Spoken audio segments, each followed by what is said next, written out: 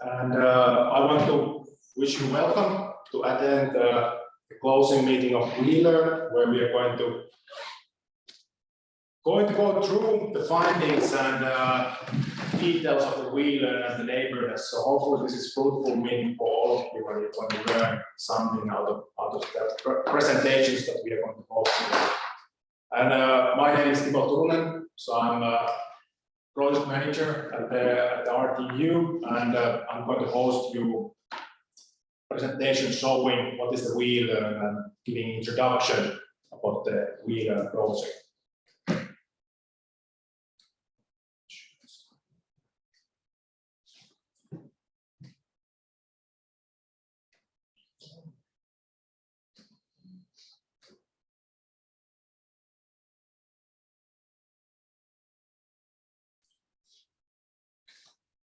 So let's start the introduction, and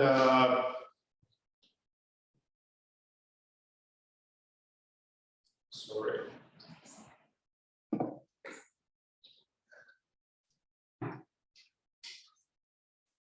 Because my colleague is saying that she cannot hear me. Can you hear me? Can you make me open the mic and let me know if you can hear me?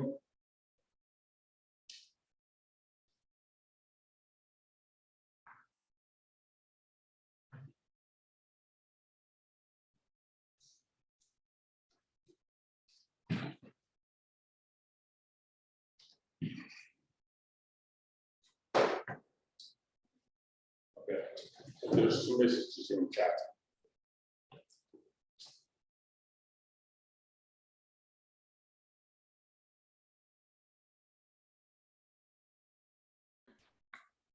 All right. If you let me in, I can test the sound.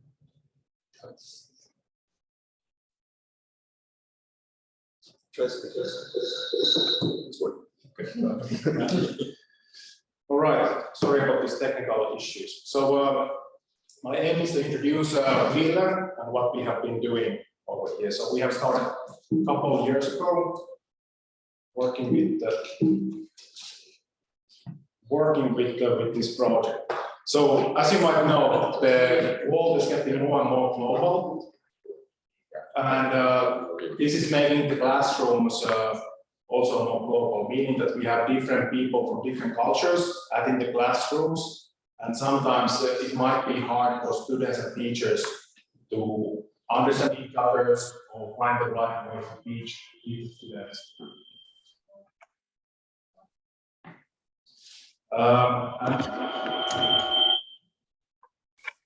I think if you're logging, you have to mute it. I am muted.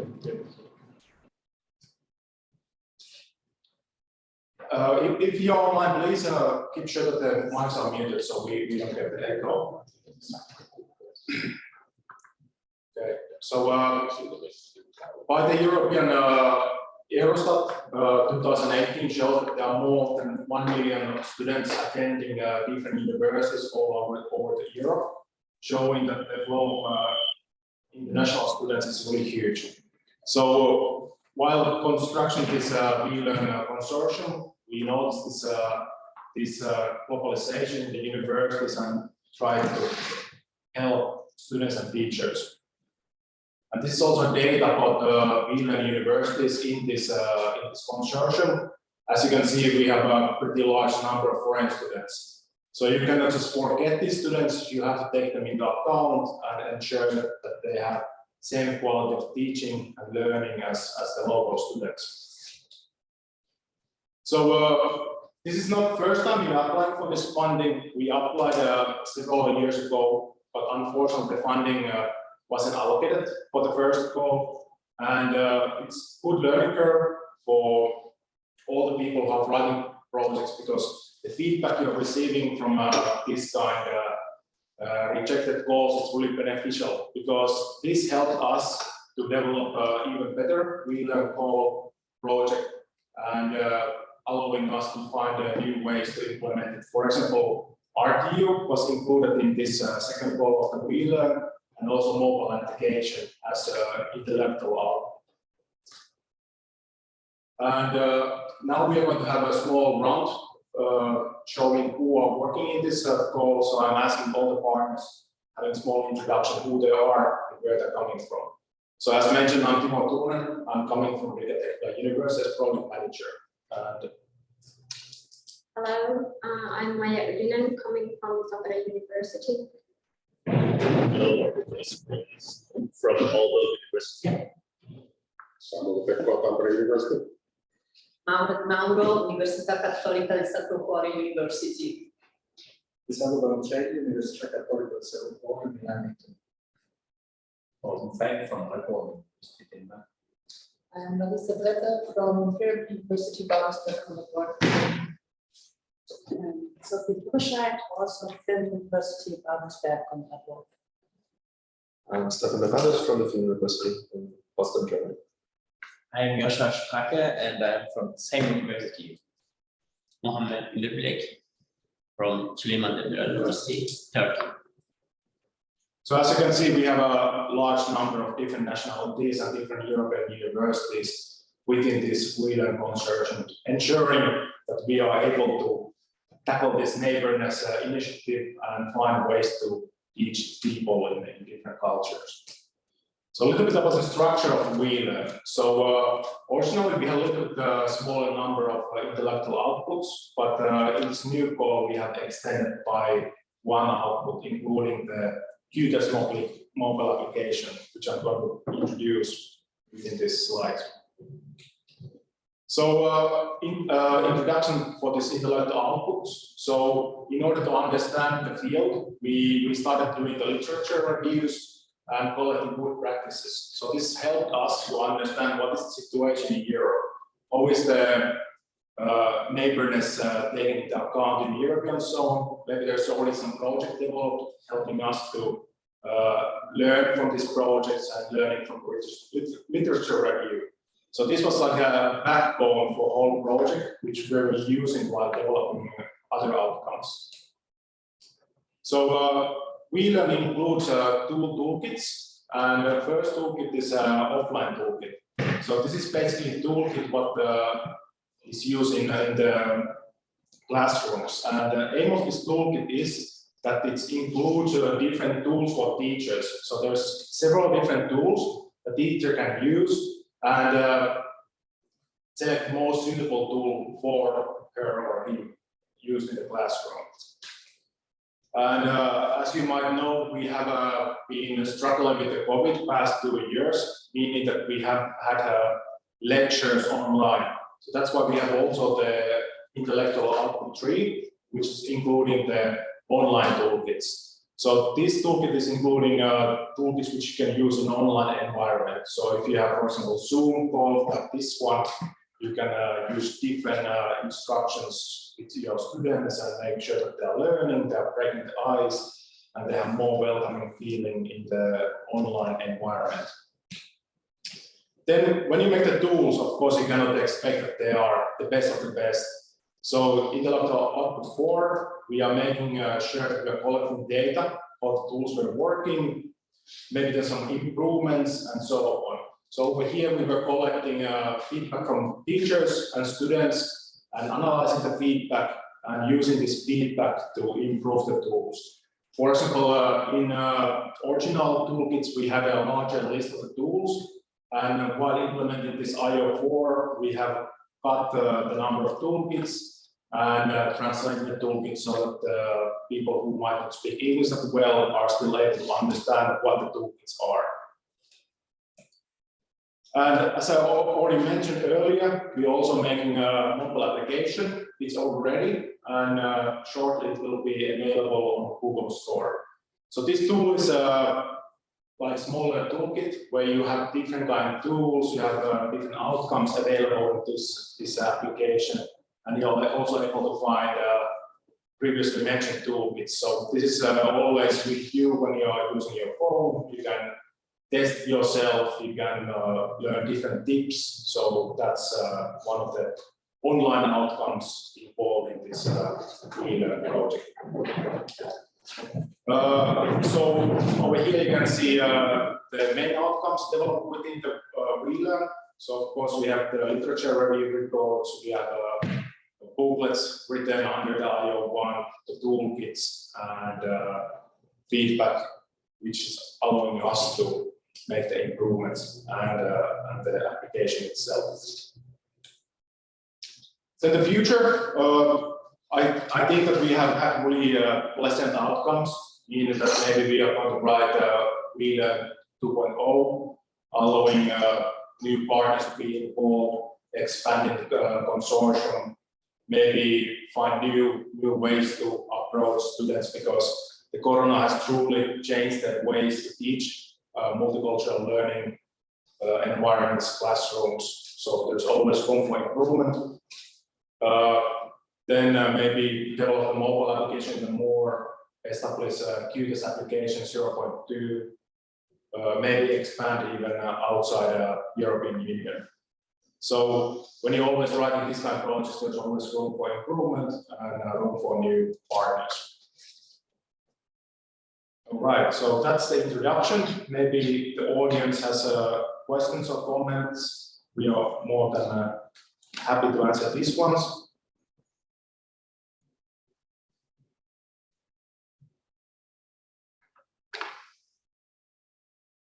No questions.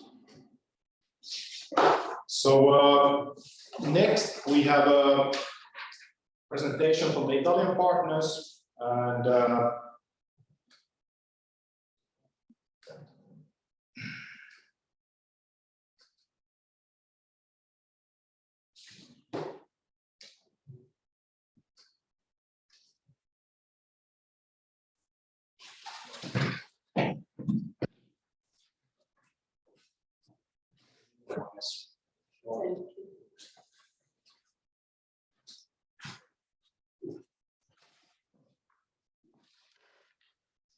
Let's share.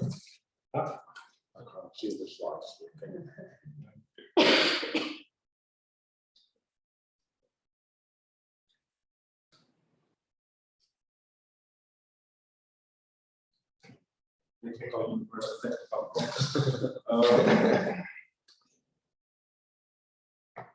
sorry about that. Maybe now you can see the slides.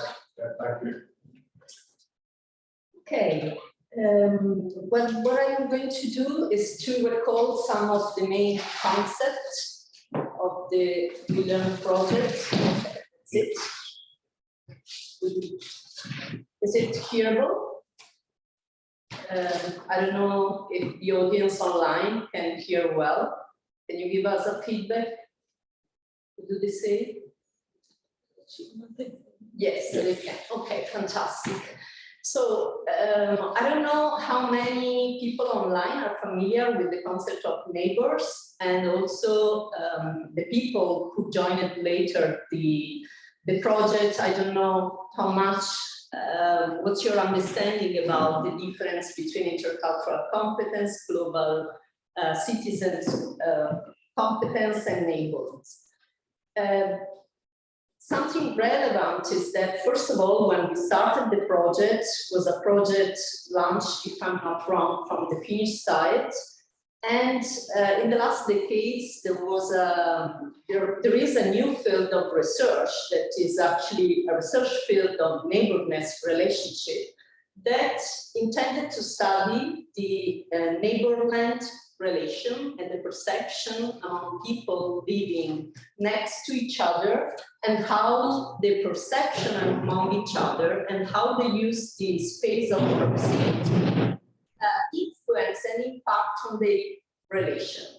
The field of study started indeed between the Finnish and Russian relation, including also the Baltic and Russian relation.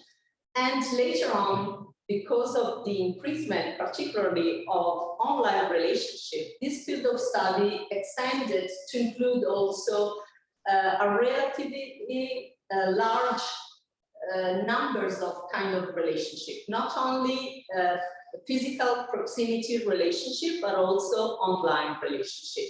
Although the events we are facing recently, of course, because of the conflictual relationship between Russia and Ukraine, which include, of course, all the rest of Western countries, is emphasizing again the original concept of neighborness, and it will be more and more relevant to understand how people, especially in the two blocks, again, perceive each other and which kind of relationship, especially the new generation, will be able to build in the future. If you think about, I don't know if you live in a flat, in an apartment in a flat, or if you live in a house, but I'm sure that we all agree that with our neighbors, we would like to have neighborliness relation, not necessarily friends, but we might want to have respectful relation, maybe cooperative relationship, maybe some sort of exchange, sometimes maybe without even ask some favor, but the neighbors can offer some help. It's what happened when we arrived here this morning. That was the chief of the international office that understood that we were the guests and immediately offered help to us. So this is the main concept of what does it mean to be good neighbors or neighborliness. See how it works. Okay, what happened then in the last few decades is that the phenomenon of mobility and fluidity increased enormously. If we think about who are the people who are the global trotters or the travelers, mostly businessmen, global managers, expats, people like us that moved here for this project. And with this increasing of mobilities, there is also increasement of the fluidity of identity and how we connect with the feeling of belonging and of taking the responsibility of action from the personal point of view, but also from the management or citizenship point of view. Another aspect of increasing mobilities is definitely connected with migration and with asylum seekers. And again, the conflictual relationship we are living nowadays with Ukraine are bringing new migrants, not from the historical, geographical part of the world where migrants always came from, Southeast Asia and West Africa, but also from Europe. And of course, migrants, if we think about the country involved in this project, each of our country has at least 10% of the population, which is made up by foreigners. So migrants, of course, they do not just have their own needs, but they bring several issues to be managed at government and also corporate level, because at the end, we need to create, we need to deal with new environment, working environment or workforce composition, and with different solutions that include them and use the skills they can bring and they will fit into the society. Another aspect of mobility, or increasement of mobility, is definitely connected with students' mobility. We just saw the numbers of the international students in our partners' university, and what happened in the last 2 decades is definitely we have more and more students traveling, not just from Europe or from US, but also from the so-called emerging countries, even though they are not emerging anymore, particularly from the Southeast and Middle East and Latin America. The main destinations are still the Anglo-Saxon destination country, but what happened because of the increasement of students' mobility is that many universities, as us, our universities, increase the offer in English taught courses. And because still, even though the phenomenon is increasing, the students' mobility or students who travel to study abroad is still a small niche of the entire world population. So universities are also increasing online offers so that they can still teach in English and create international environments by the so-called at-home internationalization strategy. So online environments, they create an opportunity not only for teaching in international environment, but also for intercultural relationship and for neighborness possible relation. It's a little bit slow, sorry.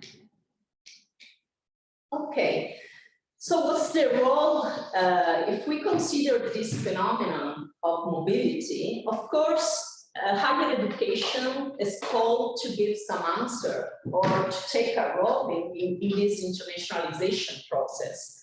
And here I just wanted to share one of the definition of what does it mean internationalization of higher education. Hans de Witt and Fiona Hunter are two of the main authors in the field of internationalization of higher education.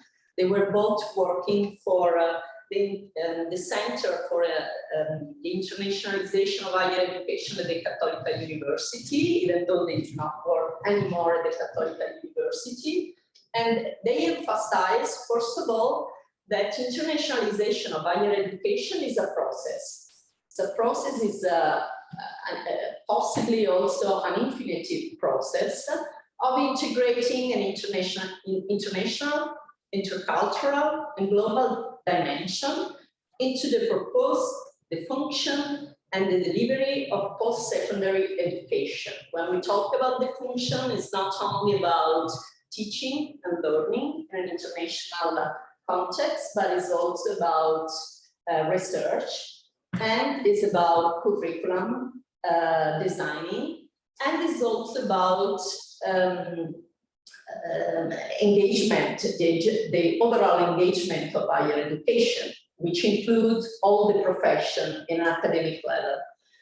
And the aim of this process is to enhance the quality of the education. So internationalization can improve the standard of education and of research and all students and staff, and to make a meaningful contribution to society. So it's really an engagement from the academic point of view to consider what are the society challenges nowadays and to give appropriate answer to the challenges such as mobility. With the WeLearn project, after the literature review, or actually in the phase of the literature review, what we did was to create a neighborness competency model.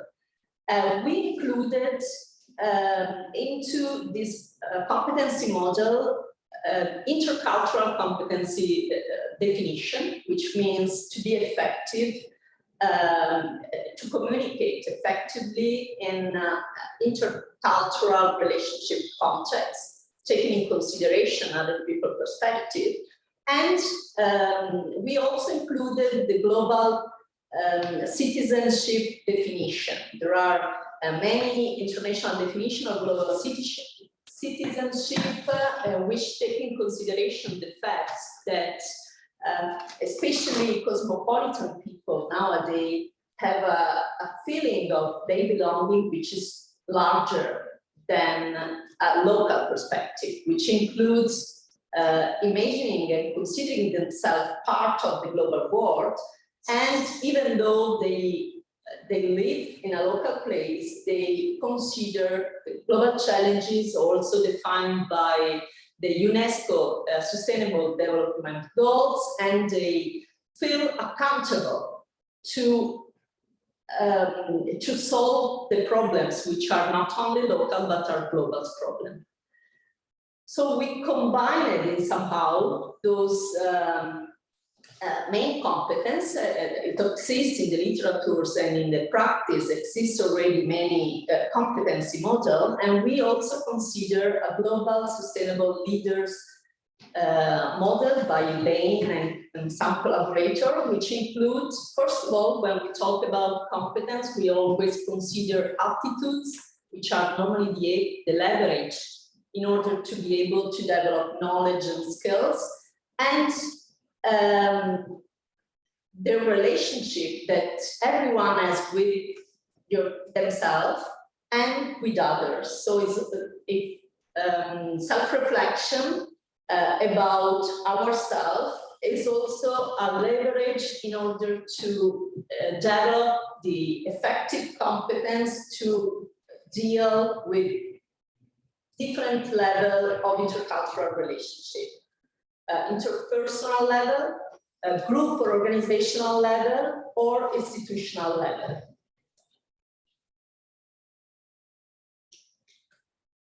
And within the second phase of the WeLearn project, we also asked to many teachers we interviewed, what's the perception of the internationalization of higher education, what are the challenges, what are the opportunities, what do they feel they need. And what we came across is that in order to enhance neighborness skills, educators or teachers, first of all, they themselves need intercultural, global and global mindset and neighborness skills in order to act also as role model to the students and to be able to teach those skills, or actually more than to teach those skills in order to be able to stimulate the development of these skills. And they need to indeed stimulate an intercultural learning and dialogue by valorizing the diversity which is already present in class. And they need to be able to create engaging multicultural learning experience. So there is a shift indeed from teaching to creating experience and from transferring competence to stimulate self-directed learning process. And for this is very important also the project-based learning approach that particularly the Aalborg University is expert of, is at the base of the intercultural pedagogy we can use in the classroom, both online and in person. Self-reflection and self-awareness are still key elements in order to be able to develop those skills, not only for teachers, but also be able to involve students in self-reflection and self-awareness.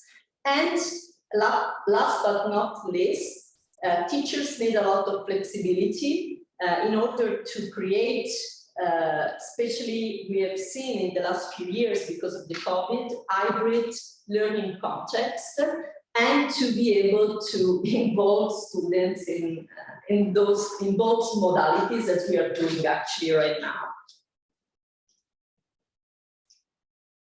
Sorry.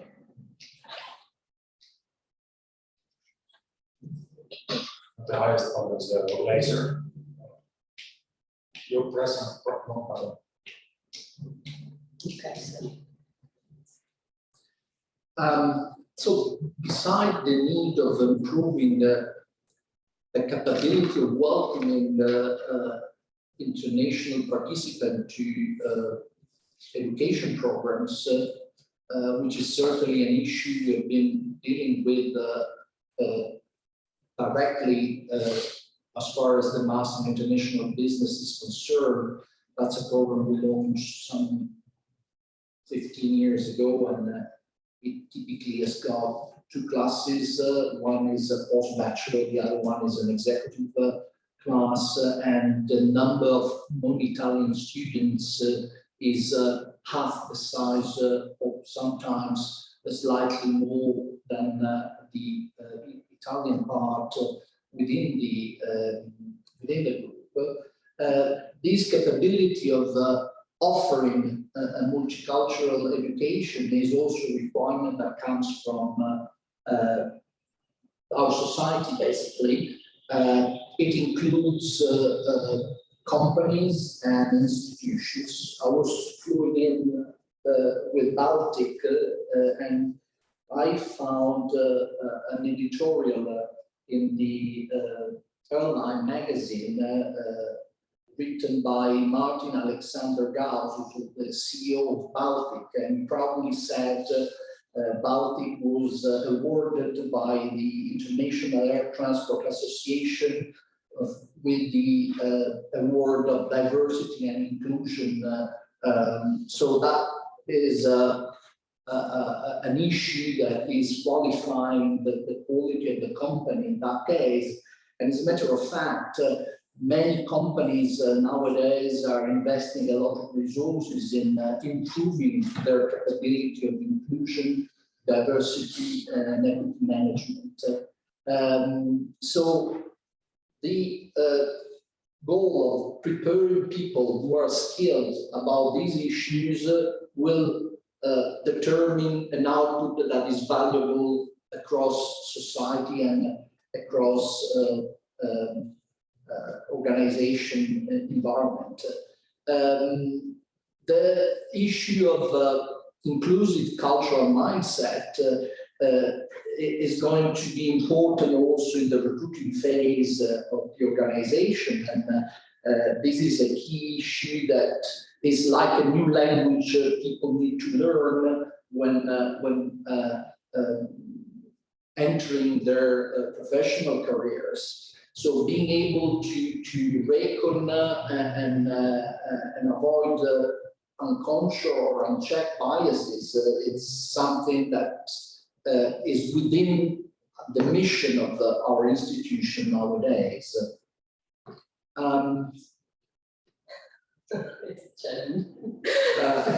Okay. So I think the challenge is to go from a sort of cultural feed to cultural add perspective, where what we think is what can I gain from the capability of including other other students in an international program, people who are coming from different cultures, having different values beside those which represent what we call the cultural organization.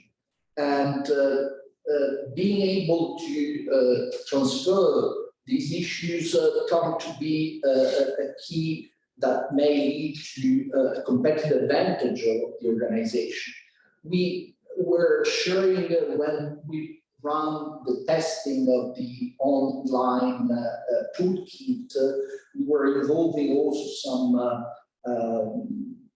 member of different organization, and they found pretty interesting the project. So we made an agreement with this organization, which is a non-profit organization called Forum della Meritocrazia, which means Meritocracy Forum, and they are interested in launching a survey aiming to understand how to create an inclusive and welcoming environment that is going to be an issue that supports the talent of the member of organizations.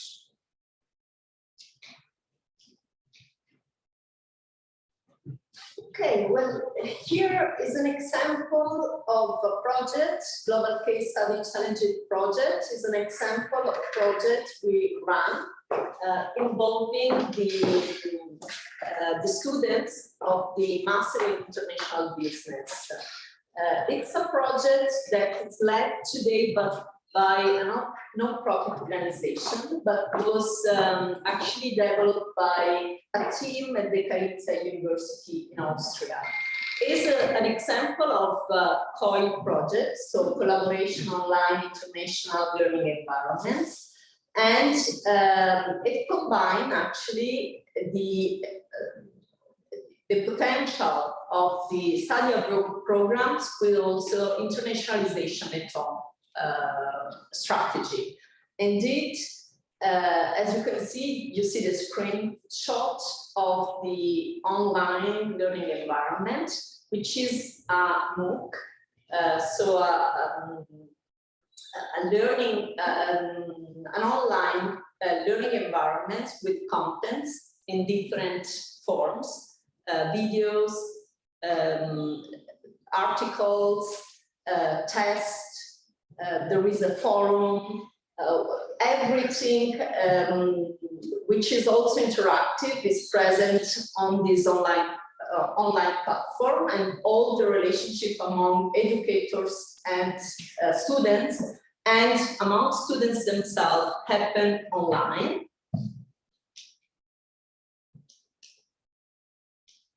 Okay, and last year in October 2021, November 2021, we partnered with all these universities, 28 universities coming from 18 countries, and this project was able to include over 700 students from all over the world, different continents, with the complexity not only of nationality differences and cultural differences, but can you imagine also about time zone differences, and also connection, because of course not everywhere in the world we have the same level of connection, and even though we organize an online platform to interact, also the level of the quality of the connection has issues. Over 30 educators were involved in this project. So what is the global case study challenging project is about? As the project name says, let's see, it's challenging, isn't it? You're pressing again the letter. No, actually, I need to go up. In the middle. Yes. In the middle. That's The middle. The middle one. Sorry. Thank you. Thank you so much. Yes. So the Global Case Study Challenge, as the title of the project say, is about a case study. Together with this 28 university, there was a corporate partner, a technological organization, an ICT organization with the headquarters in Spain, that before the COVID went through a merger and acquisition process with a Japanese university. And we had the fortune to have in the team the learning development manager and diversity and inclusion manager of this company that provides to the Global Case Study Challenging team the data about what were the challenges the company has to go through, also during the COVID period, because the COVID period impacted on the merger acquisition. And they were designed 6 main competences. If you look at the competences, are very similar to the Neighbourness competence, learning how to collaborate online, virtually, intercultural skills, learn how to collaborate in a multicultural environment, taking in consideration cultural diversity, SDG perspective, so learn what SDGs are and how you can consider in your management decision, how can you consider the impact on SDG. Self-directed learning, as we said, self-directed learning is what we need to aim for every student. Taking a global perspective, even though you need to act local as a manager, not always you are in a top position to take global decision, but how you consider the global issues locally. And then leadership, digital leadership skills, which means how do you lead a team and how do you take strategic decision online. 43, probably a couple of more, 45 students from the Master of International Business were involved. They were attending in-person course. We started in person, then because of the COVID, we had to pass for a period totally online. But anyway, all this project was taking place online. You can see the composition of these 43 students. The majority were from Italy, but more than 1/3 were coming from different parts of the world. And another interesting thing is that when we talk about changing the teaching modality, creating an experience, we need to be also aware that we need to change the assessment modalities. And indeed, you see here what was the assessment modalities included. One individual test, particularly about SDG knowledge, a team building video reflection, because students coming from all these countries and with different disciplinary backgrounds, with different age, we had degrees, graduate students, bachelor students, but also master students, PhD students, post-PhD students, which impact on the level of knowledge, but also on the motivation. Of course, different nationality and gender, and groups, online groups were formed. So group of students has to work together, going through all the assessment modalities, and have to work as a team, as they would done in any kind of organization. They had to start with a team building activity, and then they were assigned to one portion of the big global case study. All the data I told you the company provided were divided in 5 main case studies. Thank you so much. Those are the main case studies. One was about learning and development department. So what were the impact of the merger acquisition on designing the learning and development department of this new company? How to create the corporate social responsibility report, taking into consideration diversity and inclusion and the local data, because of course, think about gender or age in Spain and in Japan. Totally different data and totally different cultural approach toward those 2 layers of identity. And how do you create diversity inclusion or a corporate social responsibility strategy considering the cultural diversity? Another was about managing talent in the organization after the merger acquisition, and how the merger acquisition process could impact on the cultural team. Was a merger or was an acquisition? And how to consider those aspects. And then there was all the change management process that needed to be led. So those documents were divided. Students had to analyze the documents, as to go through all the documents, provide an analysis, but also solutions, which included the different perspectives. And finally, here you have some students' feedback. All the project ran for 6 weeks in total, and one student wrote, I think by now you know what the course and the global case study challenge meant for me. It is really exciting to see the first-hand how a month can have changed me as a person and as human being, and all above how much I have learned. It was one of the most beautiful and enriching experience I ever had, and I am honored to have been a part of it. And also, if you read the other comments, it was a very transformative experience that was able to develop part of the neighborness skills. So of course, these kind of projects, they require a lot of efforts, resource, a lot of commitments, and also openness to change the way you teach and how you approach your class.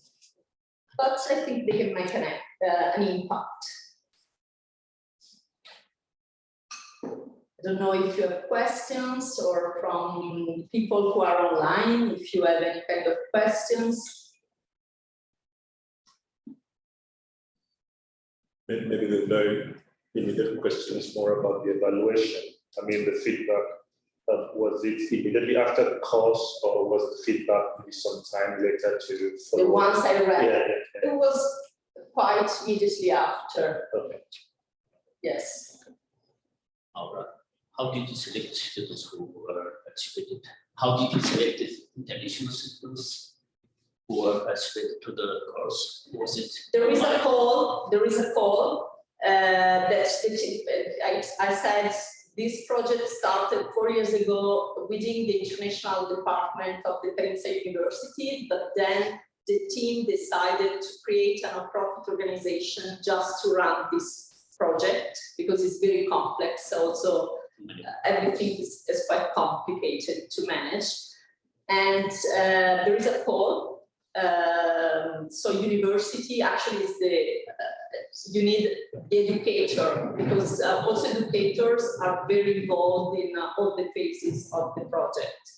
So there are educators meeting where you need to share all the didactical materials, the tools, you need to provide feedback on certain time, and you need to give group feedback, individual feedback. So definitely you need at least one educator with a class, and then you need to participate to the call. How about the students? Was it online announcement that you invited them to participate to the course?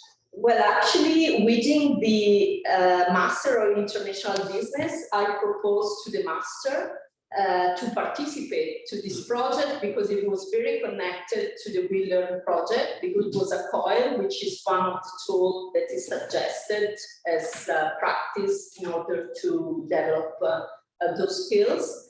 And that's how we participated. Possibly each partner was selecting a specific program. So the one joined from our side was the Master in International Business, and the entire class was taking part to this challenge. Yes, because then the grades students got were recognized as grades within the course. So there was a system to give grades. As I mentioned before, I showed you there were individual grades, team grades, analysis, business case analysis, and presentation grades, and they were combined with a weighted average on a final grade for each student, so that we could consider individual efforts and team efforts. So there was a combination of the two efforts, and then the grades were recognized as part of the course grades. As a matter of fact, the topic that was discussed was exactly the center of the subjects we treat as far as the Master in International Business is concerned. It was about an international acquisition, which is typically a case study you discuss both in strategy, finance, marketing, HR. So what they were simulating, being confronted to cultural issue, was something that was relevant also for the topic they had to be involved in relation to the specific program that we were offering. Some of the course, there were also students from tourism or from language. So another of the challenges they had to face was the disciplinary backgrounds the team members were coming from. So it was really diversity from different perspectives. Thank you. Maybe the audience, there are some questions.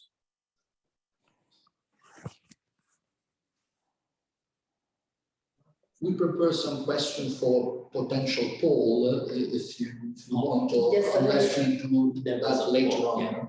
Just a quick about the context here. It's a full-time program for one semester. 1 year. 1 year. No, you mean this? It was concentrated in how many weeks? We started mid of October and we ended beginning of December. So 6 weeks in total.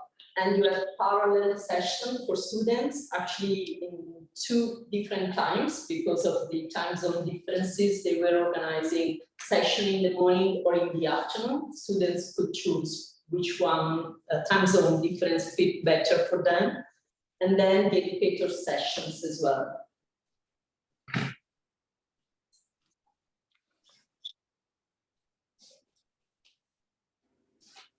Do you want to make the full question or? As for the pool, I need to start my, because I put my QR code and I didn't enter. Just give me a second. Moment, your presentation was now or the third slot? I don't remember, I can right now. Shall we make a presentation? Are those QR codes?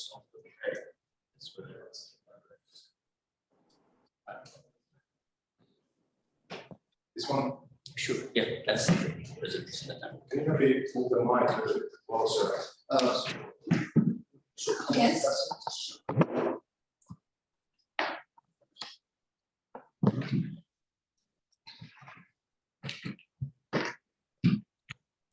The one at the bottom will. The middle one goes forward. You have to aim over here. Okay.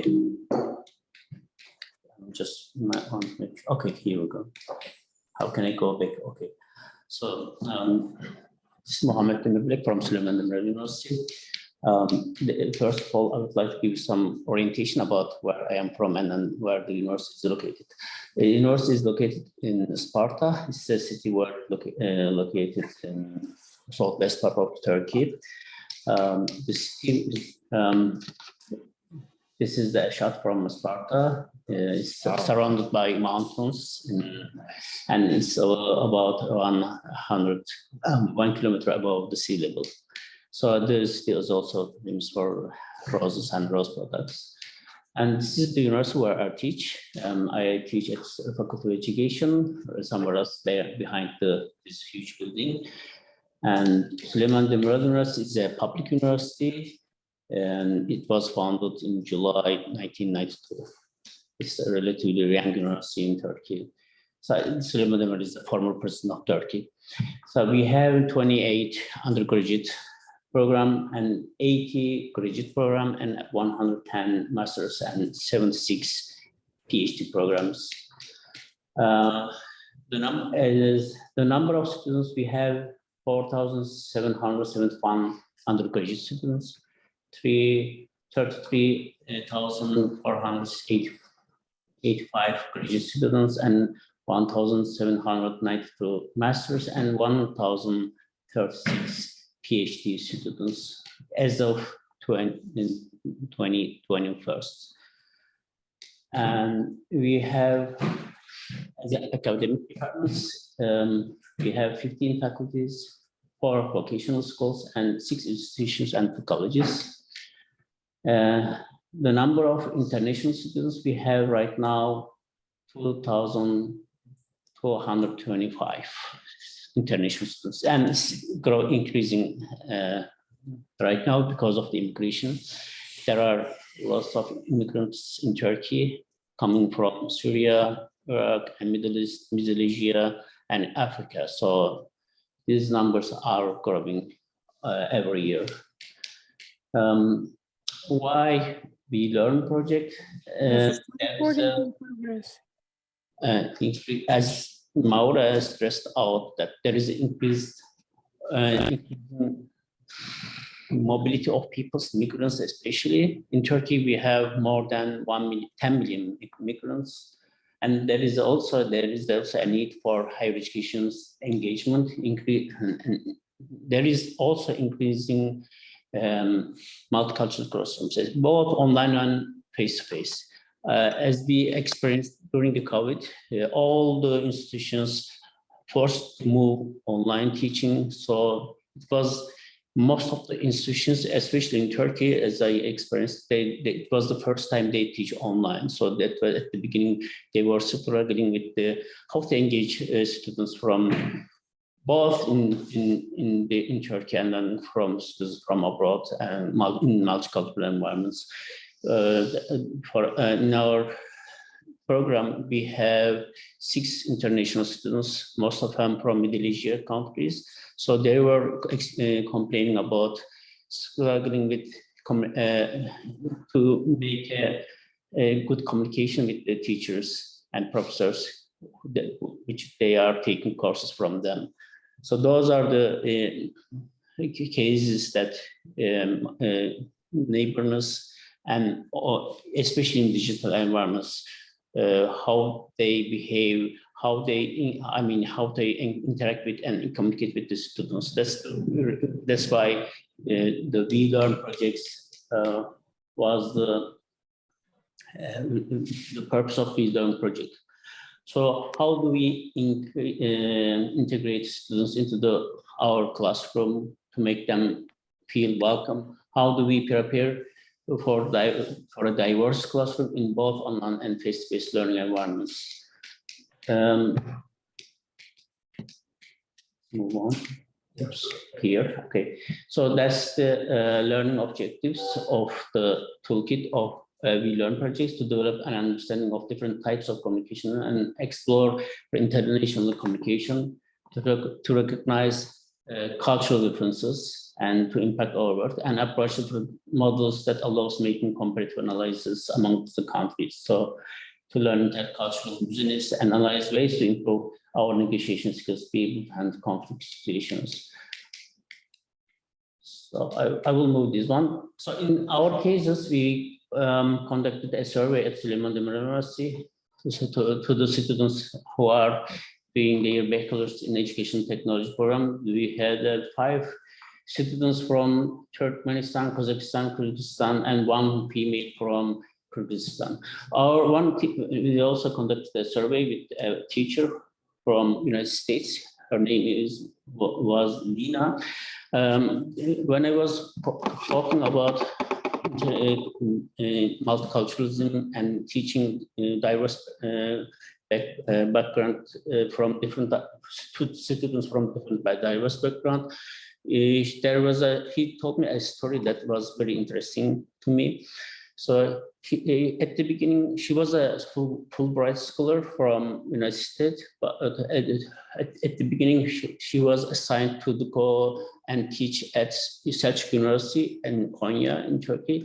But the president of Selçuk University or rector of Selçuk University was not approved her to teach at his university, because he thought the reason was he was thinking that she was an agent. So that as you see how he looks, the people come to Turkey to teach. So then she decided to go to Süleyman Demirel University, and our president was approved her teaching at our English program. So that's why we need WeLearn projects. So because there is an increasing discomfort in Turkey from the people who comes from abroad, especially after the migrant wave from Syria.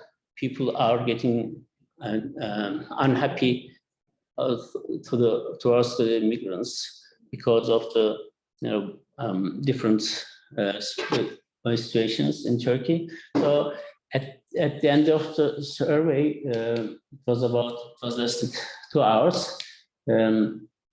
Those are the themes that we found: engaging and interactive teaching, learning from others with different cultural backgrounds, teachers with different mindsets shows examples to students, and strong and language skills, use of technology to support distance learning. Those are the strengths of the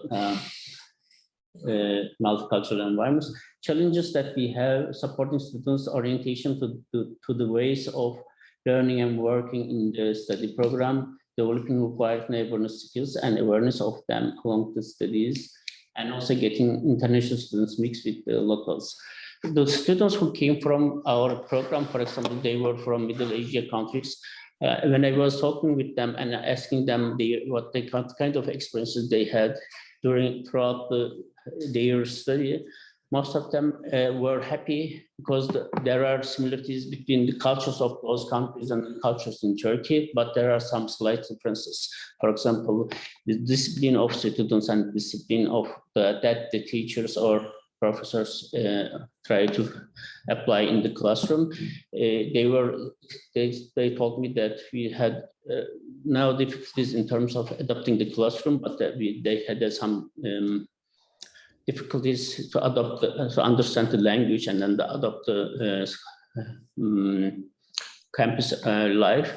But especially in our case, in our program, we had just one Turkish student, and 5 of them were international students, so they didn't have any problems with the Turkish students because there were few Turkish students, just only one, so they couldn't have any experience about the interactions with other Turkish students in terms of different cultural backgrounds and etc.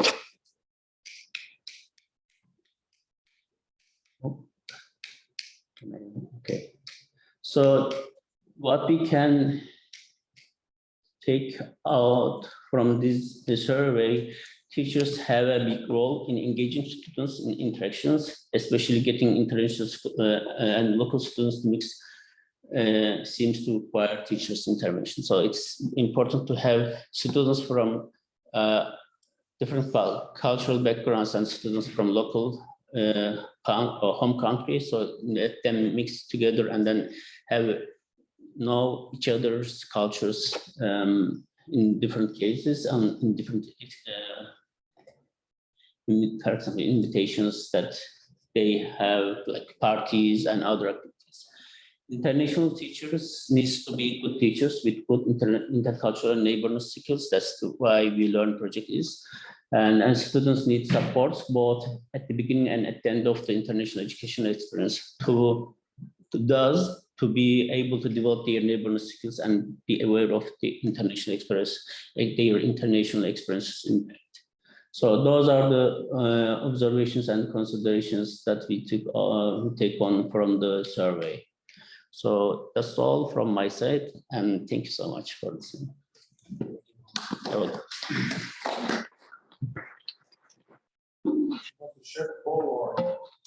Yes, I will, if it's possible, I can share it.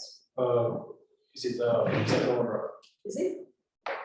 Where do you have the ball?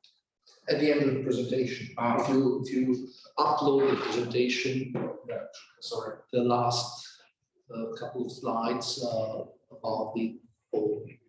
And if you allow me to share my screen, I can launch the poll. Yeah.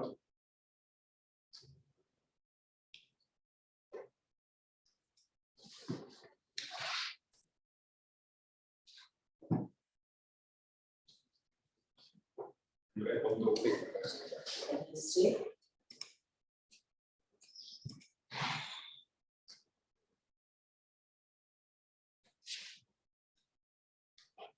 Then you go host, so.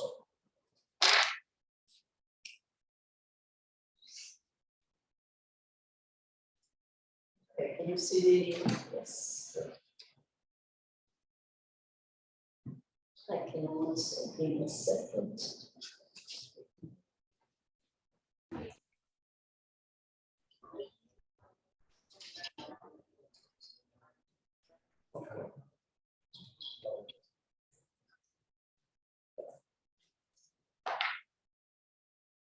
Okay, you can either click on the link, which is in the chat, or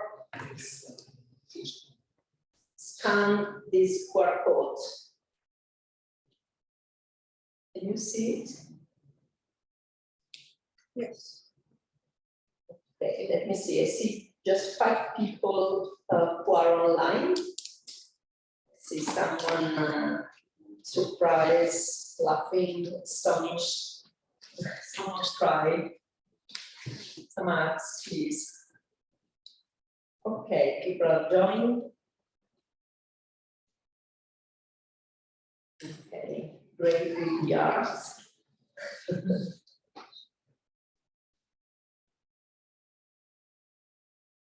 Okay, I'm launching the first question then. Are you connected? Okay. Okay, not sure they can listen me because I'm not using my audio here. Okay. So the first question is an open question. You can type in order to answer, and you're allowed to write up to 3 concepts. What are the risks for academics who work in multicultural classroom today, according to your experience?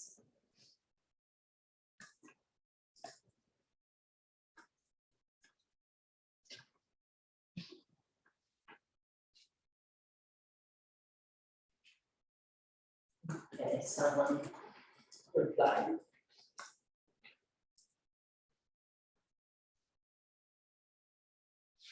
Embarrassment. Sorry, I think I'm a bit stuck at, Yes, just to go. go back and then relaunch the.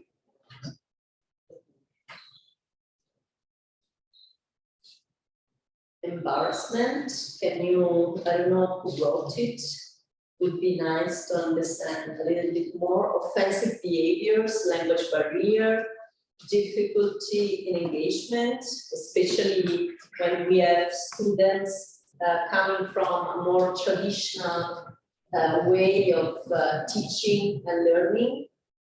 Confusion, curriculum doesn't support what? It took only 25 letters. Okay, lack of time, chaos, lack of knowledge, making mistakes, And digital divide. digital divide as well. Making mistakes, offensive behaviors, difficulty in engagement, loneliness, especially for the ones who are back home and just connected. Okay, well, some of the risks seems to take in consideration student perspective, and some other of the risks seems to take in consideration teachers and institutional perspective, like the curriculum doesn't support, I suppose, is more from the institution point of view. So the next question is, what are the opportunities on the other side for academics who work in multicultural classrooms today?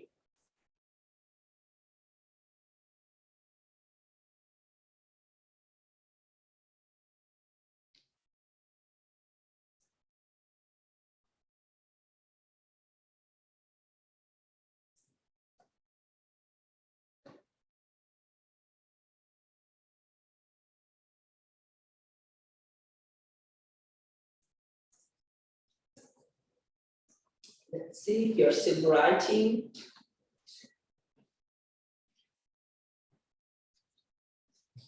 Learning from others, indeed, we saw one of the teachers' skills or aptitudes needs to be being open, keeping learning, new opportunities, different points of view, excitement, greater student engagement, gaining new perspective, more empathy, innovative problem solving, and broader horizons, learning new ways.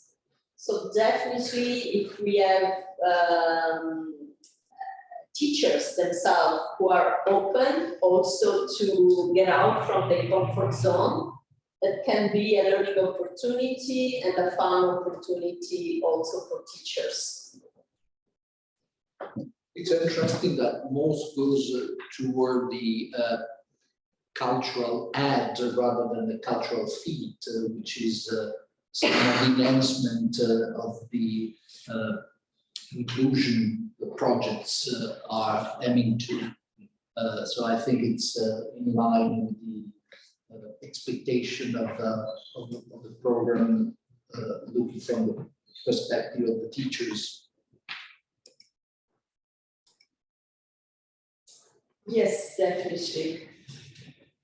So indeed, we have a lot of surprising perspective, new perspective.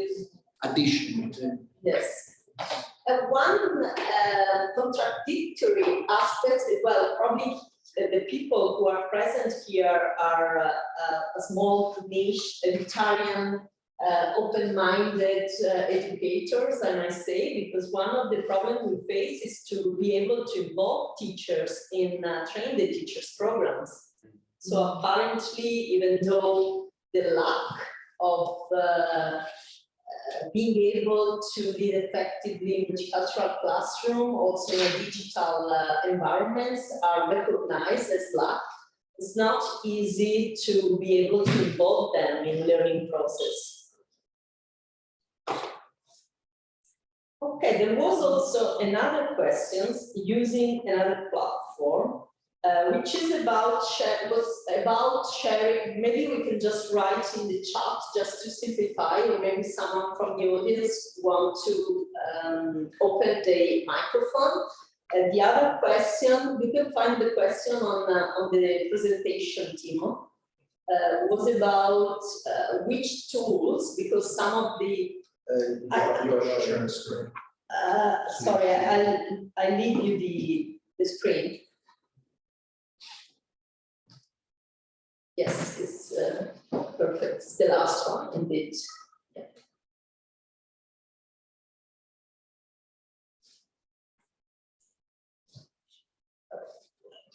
Even though we're not discussing in a small group, it would be interesting to know what other practices, pedagogical practice you are using in order to stimulate the development of neighborness skills or global mindset or intercultural skills.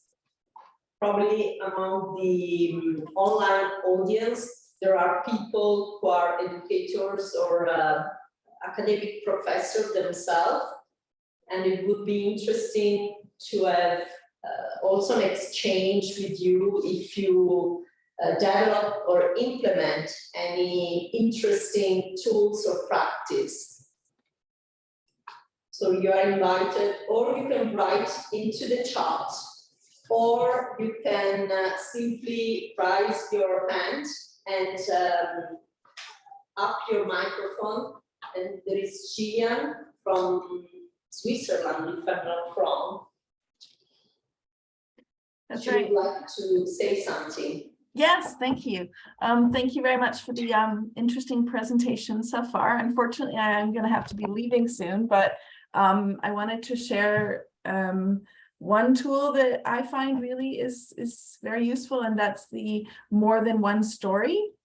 They won an Intercultural Innovation Award, and it's got some sort of UN alliance with it. I'll just put it in the chat for you here. Yes. You can share the link of the project or the tools we will collect. And it's I found it's really useful for intercultural classrooms and neighborless schools, because they have various opportunities to discuss specific questions. The idea is it's a card game, but it can be played online. And I've used it in various settings between bachelor students up until executive education. So it should be in the link now. Should be in the chat. Right. Hopefully you see it. So it's www.morethanOnestory.org/en. And yeah, it can keep you going between anything from 30 minutes for hours. And I find it to be quite useful. So hopefully it's useful for everybody else too. And I thank you very much. Oh, I see somebody's brought it up there on the screen. Fabulous. It really is, I find, very useful. And if you go up to the very top, you can say how to play. It gives you the directions for in-person, online. And then if you click on play on the left side, you can have the different questions about it as well. So hopefully that's something you guys can use too. Thank you for your ideas, and hopefully the recording will be available, because unfortunately I have to go deal with a student problem right now. Yeah, But Thank you so much. thanks everybody. Bye-bye. Bye. Bye.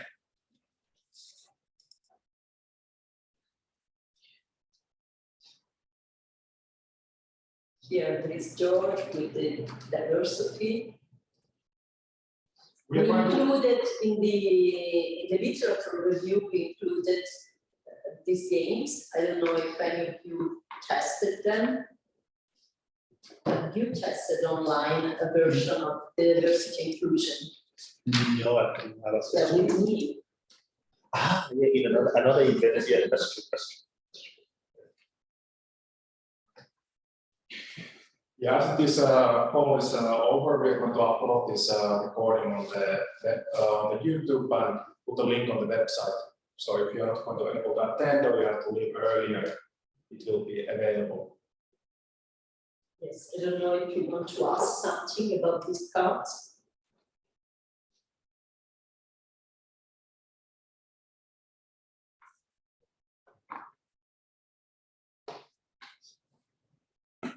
George, I don't know if you want to say something about the cards.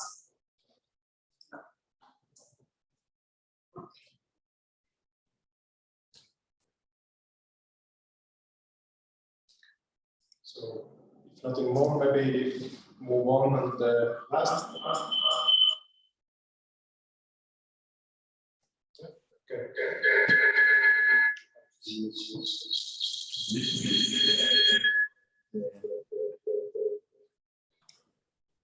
Right. So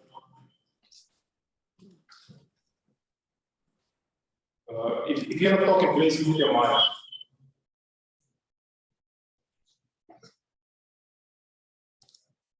So Alessandro, Maura, Mohamed, thank you for your presentations. And now we are going to the last point of the presentation slots hosted by our Danish partners.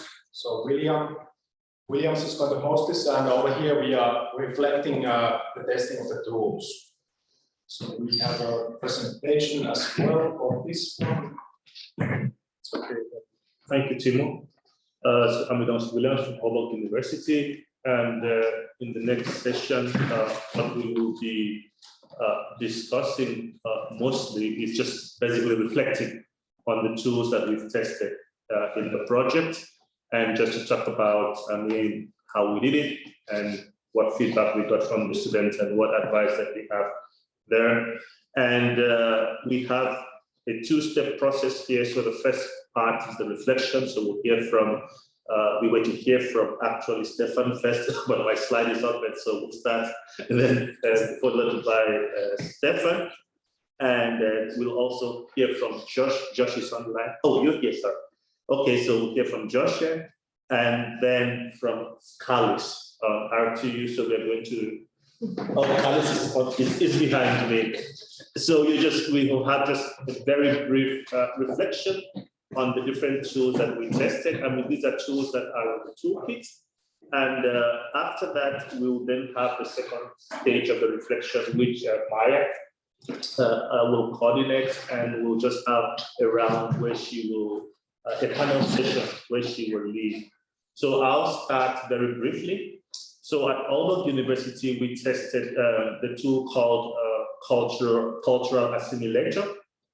And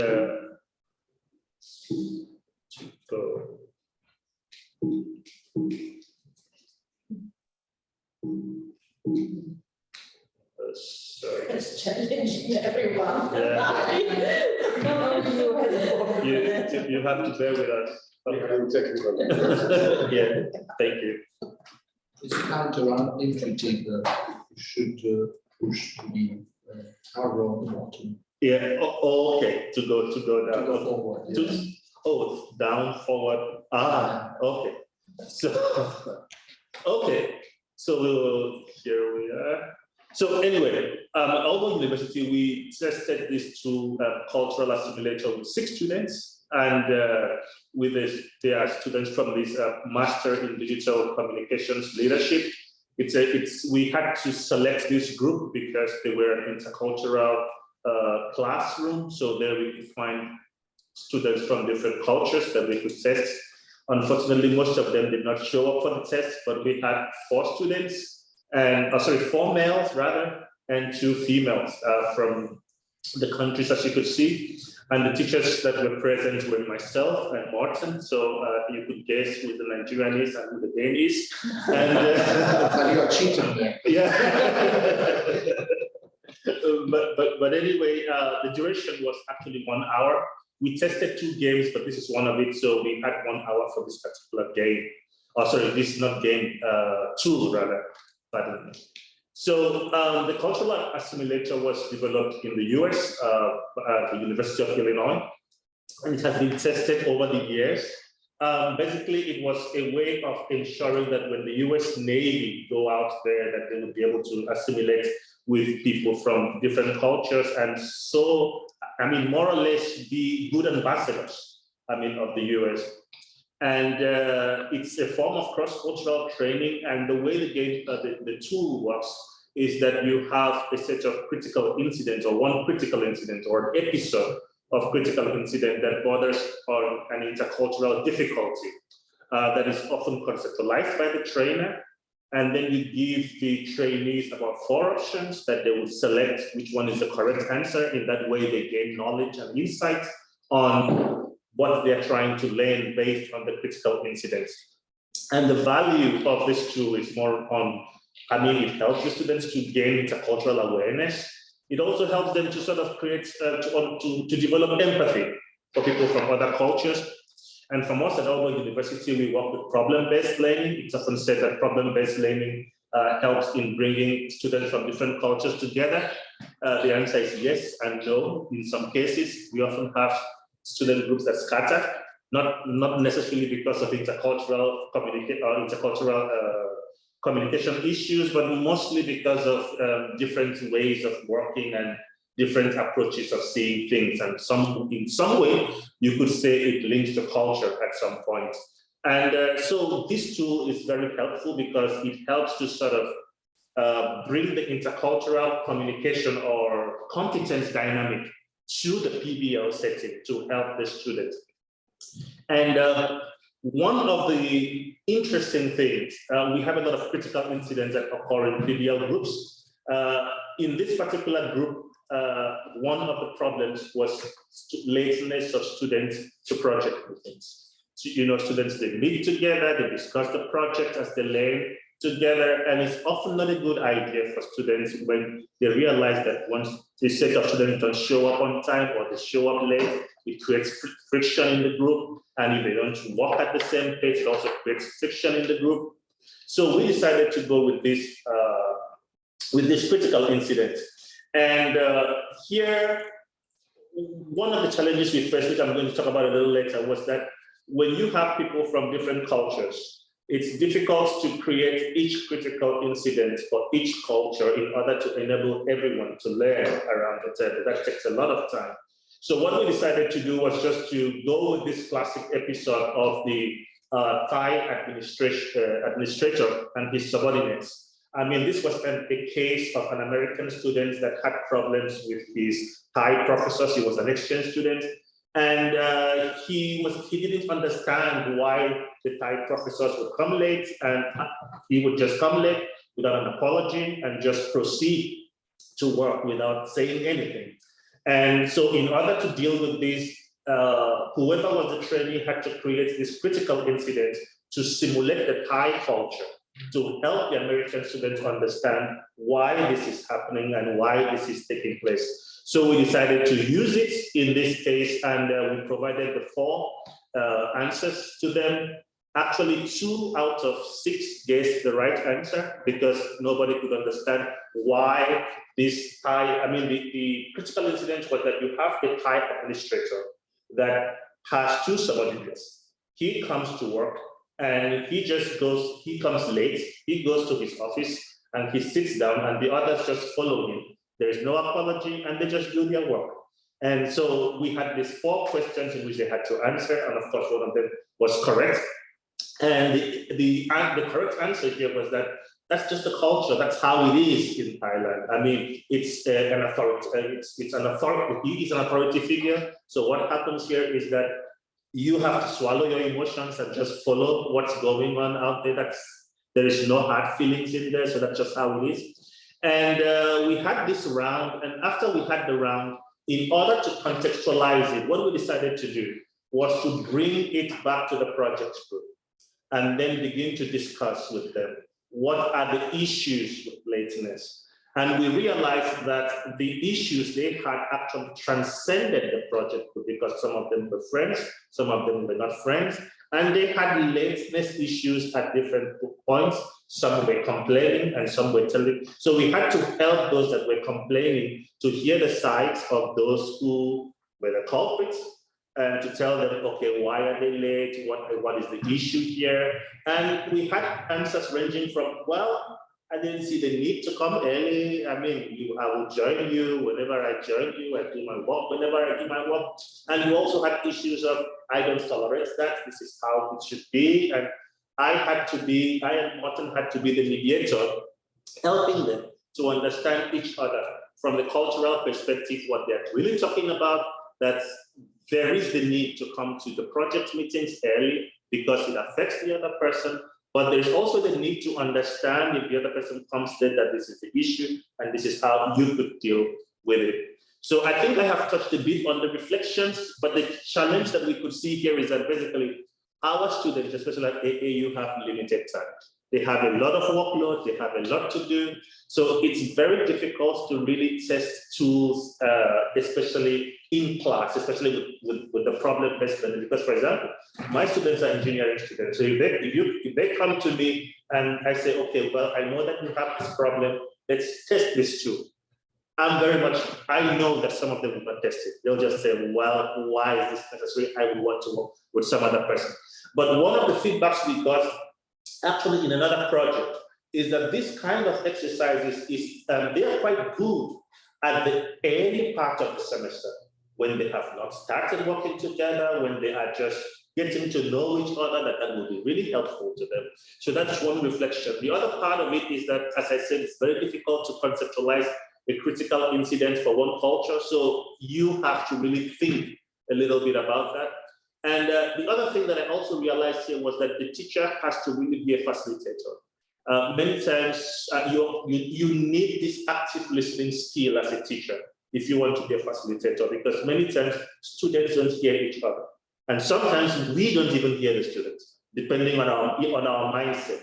So if you have this active listening skill, then you are able to sort of help the students communicate without prejudice and without judging one another, helping them to understand that this is not something that should bring problems, but this is something that works well for them. And last I would say here is that, I mean, competence development is not a one-time affair. One thing I could realize was that the students gave positive feedbacks after testing the tool, but based on observation, I don't think that it really helped as such in them sort of working together. They understood that, okay, this is why this happens, but something more needs to be done. Maybe you need to combine one or two tools in order to help them sort of develop the skills over time. So that's the reflection that I have from the cultural assimilator tool. So I will then hand over to Stefan. So over to you. Oh, there is a comment. Sorry. Yeah, I'm not putting it out. Okay. Yeah.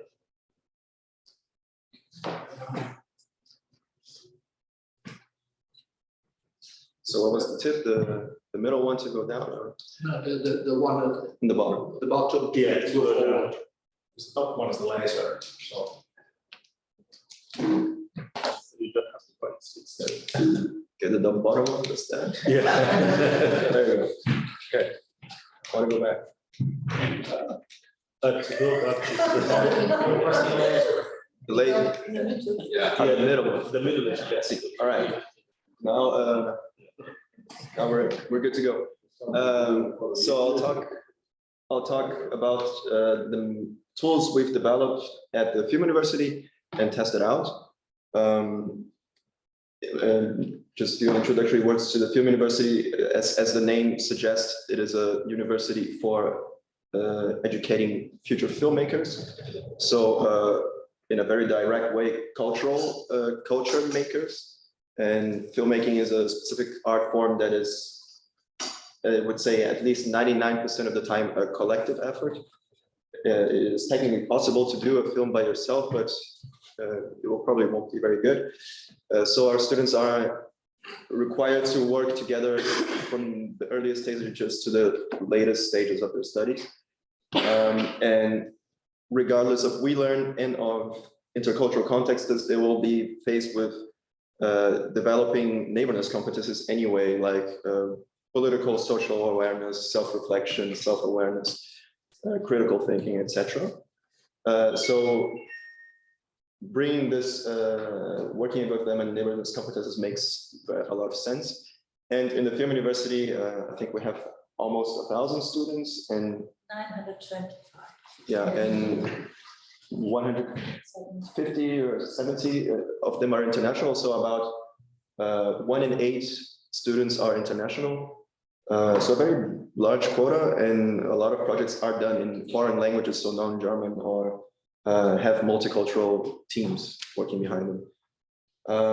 And they having different backgrounds, the one common denominator that all of our students have is that they are storytellers in some way.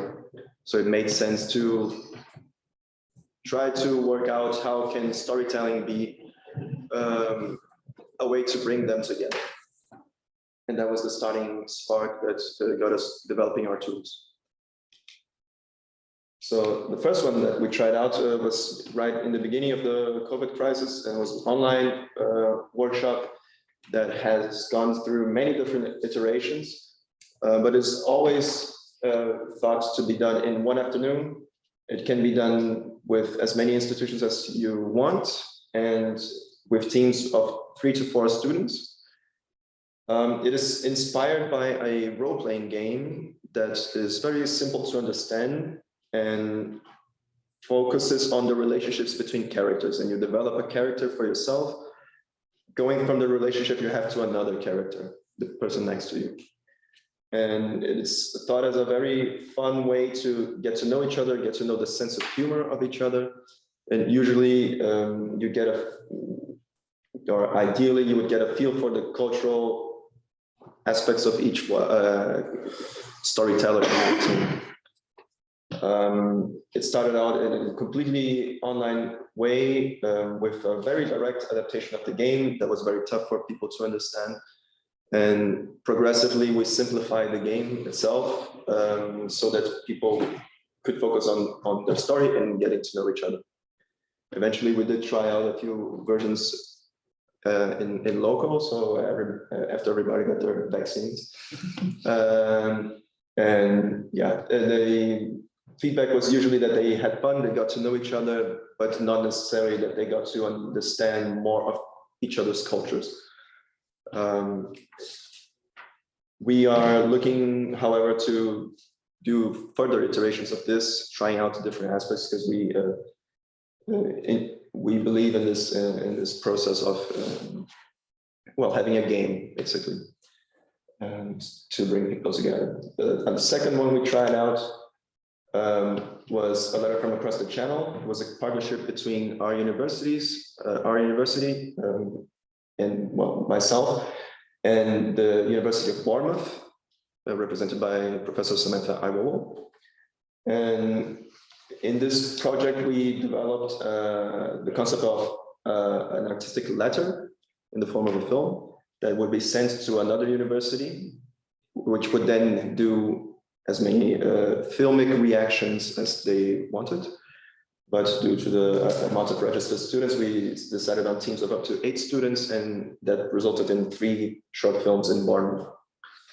The feedback was very good. The classes were multicultural in both universities, and the feedback on both institutions was that they got to know each other's cultures, they got to know, they had deeper conversations about the stories that they tell, the issues that are in their minds, and got to put it into practice in a very short way through a short film.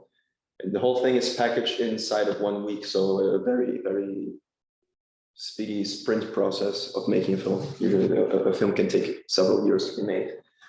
And it's important to note to the students when doing a workshop like this that the focus is not in creating the best film you have ever done that will run in many festivals and win awards. It is about the process of filmmaking and using it as a way to get to know each other and other forms of storytelling. And this is a mixed method. So we had the university in Potsdam, one in Bournemouth. We communicated via Zoom or Slack or other digital tools, but the teams themselves met in their cities and shot the films together. And the last one I will present is one that we applied during the introductory week for new students in the winter term. It also takes place during 1 week and is a completely class-based method, so you have to be together in one place. But the students are tasked with creating 1-minute short films based on a major topic, which is then divided into subtopics. So in the context of this application, we said the topic would be new beginnings, and then the students wrote out subtopics, which were very varied and unexpected. So one of them was dawn, and another one was egg. How they came there, I'm not sure, but they did. And they were create a 1-minute film each day. So each student went through 3 teams of 6 students and got to know a lot of them, a lot of their year. And by, like I said, 1 out of 8 students in our university is international, so they had a lot of intercultural moments. And some of the projects that the 1-minute films that they did tackle some cultural aspects. Feedback here was also very positive. The screening, which is pictured there, was a very fun event, which engaged the students amongst themselves and gave them a sense of achievement, seeing their project projected on the screen. Many laughs were shared. And yeah, this is something that we will most likely do again in the next winter term. And then I'll hand over to Yasha, who will talk about an adaptation of a method that we did not develop. Right. Right, so I did my own version of how to be a blank and called it how to be a proper Berliner. So first of all, this was a 3 hours class given a couple of months ago for our first years of bachelor's students in production. We come from the Berlin-Brandenburg region, and there's certainly some competition between the people living in Berlin and living in Potsdam, which is where the university is located, and also us, me for example, living in Berlin, always every day basically going from the capital of Germany to the capital of this region. So this is why I call it how to be a proper Berliner, which is a little bit ironic, of course, because there's no proper way to be someone from a place. It's supposed to be, among other things, the class on stereotypes and how to actually develop personal narratives surrounding places, spaces, and identities. on top of that, as we are, as we've already mentioned, the film school, how media plays into that, because narratives get formed by media and images, partly. So what we first did was working together on a canvas, like digitally. Everyone had was able to see and work on this canvas at once. And the first thing we did was on heritage. So when you think of home, what adjectives come up? So the first question then, generic images, like what tourists see of when they see your place or your home. And afterwards, personal images, and finally other media. So this is, for example, Dortmund. Actually, it's not from me because it's another student who comes from there, but it's also my hometown. And as you can see, other media means, for example, in this case, that the girl put two YouTube links there. So we listened to that and shared stories, actually. And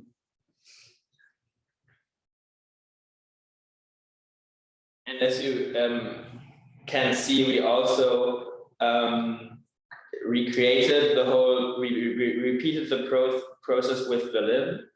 But first, actually, we did some mapping and like a coming together kind of thing. As you can see, it got quite colorful, and we were sharing personal stories as well. What I didn't mention yet is that we were basically German people in our course. We were about 12 people, students, and there was some Ukrainians, and I think everyone else was from Germany. But as you can see, people didn't always live in Germany and also come from very different parts of Germany. It actually got quite personal and touching. And then lastly, we had from that coming from different parts of the world, and then coming together to Berlin and actually creating a shared identity and having narratives that are similar and of course not the same. We discussed about it and then actually had some theoretical input as well. Here from India, to do the Taste of Home, which is Greek students in London. And of course, the Taste of Home is quite literally what you think about when you think of home, and especially when you're not where you were born, like in Berlin, for example, this plays a big role. And the second part was Rhetoric of the Image by linguist and media theorist Roland Barthes.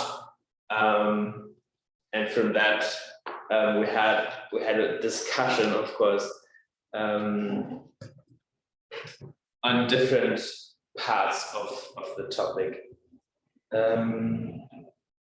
The format works great, I think, for getting to know each other by sharing those personal stories. It's very important to set the tone by explaining and creating a sort of safe space in the beginning. So we did that, and I think it created quite an intimate situation. And actually, we've been thinking about repeating the class for the winter semester. And of course, we have to adjust some parts as well from the feedback that we got. But yeah, I think especially for students who just started working together, it makes a lot of sense to talk about where we're coming from and where we're going, where we are now, which is like the Berlin-Brandenburg region, which is neighbors, of course. Okay, thank you. Thank you, Joshua. So, Carlos? Yes, all right. I don't have any slides, but I look forward to reflect this afterwards we'll have discussion. So, yeah, in my case, in our issue, time was an issue because especially, yeah. Okay, yeah, all right, it's better. because in our case, it happened also in the lockdown. So this means that it was quite experimental period itself. So that allows for more experiments to happen. And instead of piloting our own tool, which we gave in as a best practice, which we are using on a daily basis, we actually used storytelling as well, just to try out other tools, not the ones that we are so accustomed that we can probably reflect any time of day. And so courses were narrowed down into days. So I spent a day with students, it was a full day. Class was consisting of all international students. So I had around 50 students there, coming from Kazakhstan, India, France, and multiple different countries. I think that the first challenge I faced was kind of giving the instructions, because probably that took an effort, really, a real effort to explain about what's going to happen, how it's going to happen, what do they need to do during and after. So probably instructions was the, at least for me as a teacher, most challenging part. On the plus side, as it wasn't the first class online, everyone was quite happy to do something, an experiment. So actually we did an online and also an offline element there, because we also started with silent books, which used to be supposed to be an offline one, but I piloted it in an online environment on the piece that we usually do anyways in class. So it took quite a while, because there were many students, just to have these one-to-one and then scaffolding to summary. It took quite a while. I think it was like first part of the day that we did silent books, so it was till noon. And then we went into a fiasco workshop which followed, which continued about these stories. And I think I strongly agree about a combination of the tools, because by the end of the day, clearly those notions of storytelling, such like pathos and ethos and so on, they emerged throughout the day and they connected through the tools. So I think one helped each other in a sense to set the mind on how it's going to unfold and in groups. And I think by the end of the day, the notion of culture around the table amongst themselves, including me as a teacher, took a very forward role of facilitation. I also joined in, kind of helped all of them to learn. I was also learning myself, still the tools. But the feedback. What do you teach? Yeah, I teach international students. It was class for subject management bachelor level. Around 50 international students. So I was the only Latvian. I was a minority there. And in that sense, probably you could also feel probably the differences of the groups that were more synchronized, coming from the same country, apart from me being minority in the group. Nevertheless, I think fiasco took us second part of the day, probably like 5 hours something in total. All the recommended supporting tools help quite nicely with these notes and so on. So I know that some students, probably the timing was a little bit of issue as well, just to like get everyone on the same speed. Also with the silent books, just to get up to speed. So probably something was cut in the middle. So you can't just allow complete freedom of time and space. But nevertheless, as an outcomes, with the collection of feedback and so on, it was a good exercise, and I think it has even potential for the third element in the storytelling, as I saw it, probably some drama, performing arts as a third element. But I would see that they actually after that played themselves out in a small collaborative performing arts as themselves, apart from the characters that were created. They could become those characters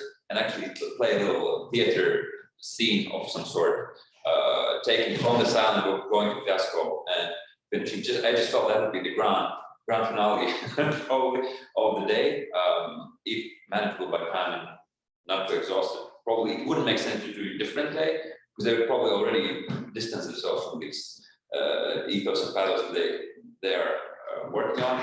And probably optimization in my case also would be something to learn, that perhaps this group was too big, just as I spent a day. If I would have a smaller group, I could probably optimize to half of the day, just to have it more meaningful and less to be left out. So I think based on practice, it worked, it complemented, and I would add even a third element, which would be drawn by the end of that for themselves to play this out. And because everything else was like obtaining information in silent books, modeling during fiasco, playing a little bit out, and the third one would be already representing themselves as those characters in real life, like a drama.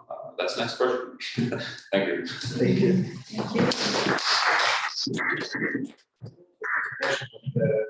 Teacher diaries, but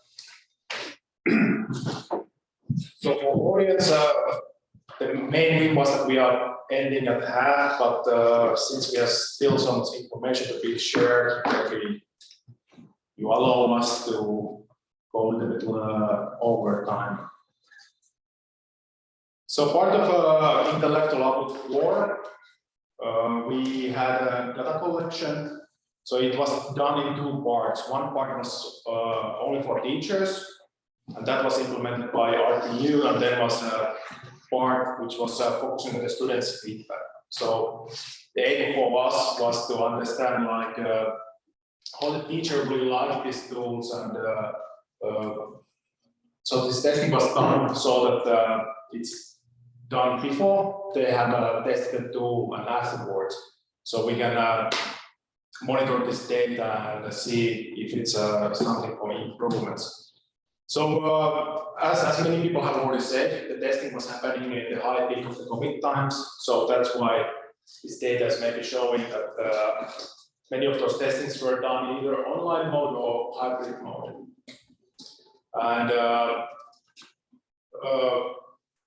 so yeah, as to repeating myself, so more than half are doing this testing online. And even though there's COVID, different universities have different approaches and different COVID rules. For example, RTU was completely closed. So in some cases, only online lecture was the best option. So the tools reported by the teachers what were tested. And teachers, they had freedom to select whatever tools they want. So we were not limiting what they want, what they can use. So they had the freedom to select, and they took. So I probably am not sharing.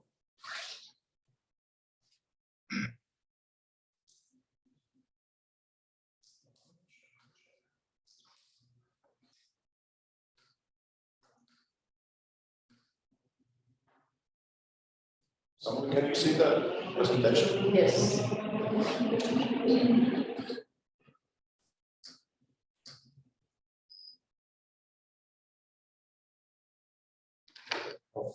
Sorry for the technical problems. That's nothing new for the RTU. So what the the main reason to use these tools what the teachers were indicating is like getting the local cultural knowledge, improve the neighborness skills, learning the working groups, learning the project skills, and so on. So these were the main focus for the teachers while selecting the tools. So each tool, according to the results, each tool was tested once, and most of the teachers were indicating that these tools really increase the intercultural communication skills. However, we have to notice that the testing period wasn't that long, and also we didn't have that many teachers testing the tools. So hopefully in the future we will get more funding or more people willing to test these tools, so we can get stronger outcomes and results from these testings. The tools that were pretty time consuming, but still the teachers were identifying that it was easy to use the tools. And most of the students were enjoying using the tools, but still there's some students are lacking the willingness to be part of the intercultural communication and neighborness. So we still have to find ways to motivate students to be willing to hop in these testings and lectures when there's a little different approach for the teaching. Okay, that was shortly my findings, and then Maija, you are going to host closer talk about this. Others will take my seat in this conversation. Well, as we are running a bit out of time already, I thought and one question on, as you mentioned, yeah, sorry, like give everyone time to reflect. As you mentioned, teachers usually need to be facilitators when these tools are used. And to be a facilitator, you usually need to have some kind of understanding of the topic beforehand. So I would like to hear your reflections on build up the necessary competencies to facilitate these tools. Of course, now we have the WeLearn toolkits, which teachers can turn into, but how did you kind of build it up, and do you have any tips on how to build your own intercultural and neighborness competencies to facilitate in your students? So, someone would wish to start. I would say, I mean, from my perspective, it was maybe a mixture of experience and little that I have learned in this project. Because in a way, when you are speaking with students, I mean, I was once an international student, so in a way you could sort of understand what they're talking about when they're relating to each other. In that way, that helped.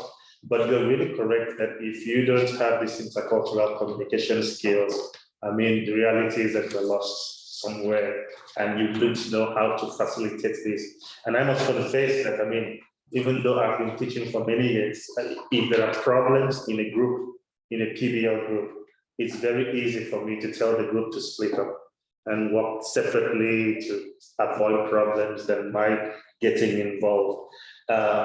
Would I get involved in the future? I'm not really sure yet, so I still need to develop more competencies in that area. So the short answer is that it's important that the teacher has that competence. I myself haven't been teaching it for many years. And I guess my teaching experience is, well, not exclusively, but almost exclusively intercultural. So I couldn't necessarily differentiate, oh, this is an intercultural problem from this is a teaching difficulty. For example, with the fiasco, communicating the rules of the game in a way that is understandable, that is a difficulty. So you have to master the thing that you're teaching first and then teach it. And well, I guess in my case, it helps also. I'm not German as well. I'm also a student with or a teacher with a migrant background. So I know the perspective and some of the difficulties that we'll face anyway. But that is intrinsic and not necessarily something that I thought through beforehand. Yeah, I honestly can't really imagine applying any of these tools without an intercultural awareness beforehand. But I guess, yeah, that's. And it would be probably learning by doing way more, which is probably really difficult, but I'd still say it's worth it if you don't have experience. But that is kind of the point that was for me. I have experiences in all the fields that we were touching, like we were talking about the topics I knew by heart, and others did a little bit less.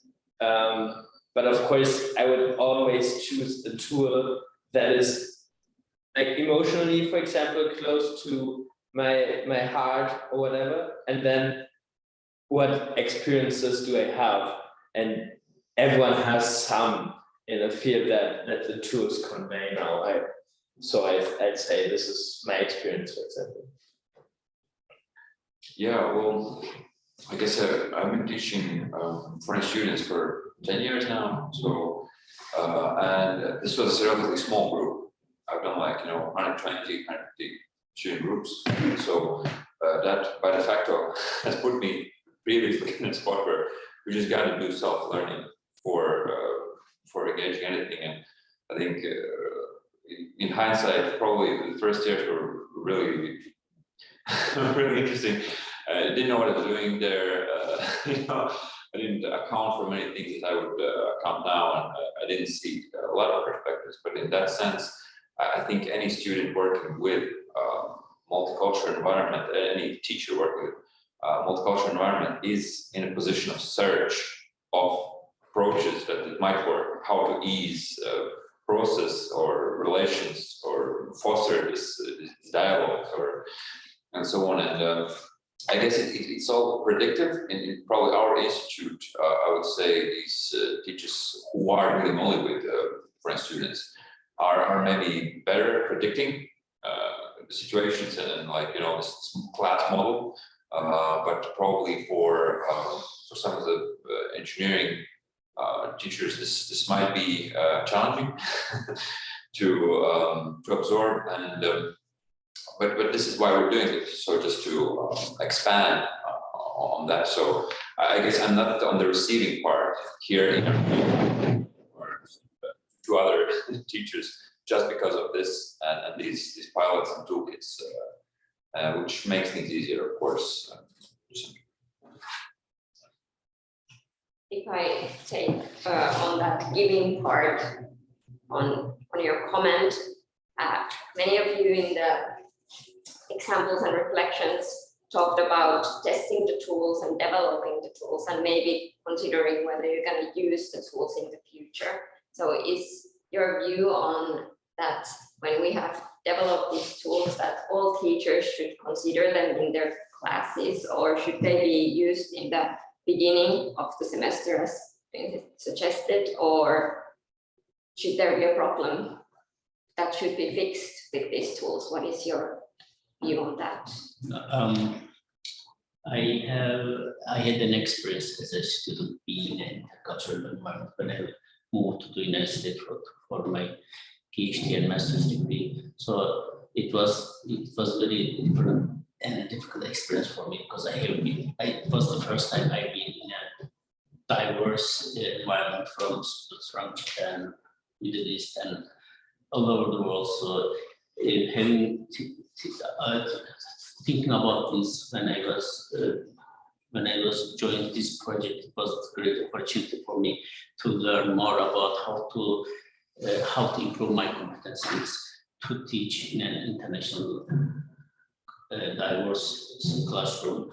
So I think in our university there is only one department that teachers have an experience to teach international students in English department. The rest of the departments are the teachers and professors that don't have any experience how to behave or how to teach is to students from different backgrounds. So what I'm thinking is that maybe I may conduct a workshop at our faculty who are willing to learn more about competency, to improve their competencies in international multicultural environments. So I think it could be a good opportunity for them, but they are not willing to join this kind of workshops because they thought that they are good enough at how to teach or how to behave to the international students. But one of our international students who came from Turkmenistan, he asked me to come with him to ask to another professor his permission, because he has to leave to his country for 1 week for family issues, but he couldn't go to his office because he's fearing that he may object to giving his permission to go his country, because the professor is not open to communicate with the students, even this kind of issues. So we need to, I think, train those professors and improve their intercultural communication skills, because they are not often communicate with the students, and they're not in a position that to understand the situation of those students.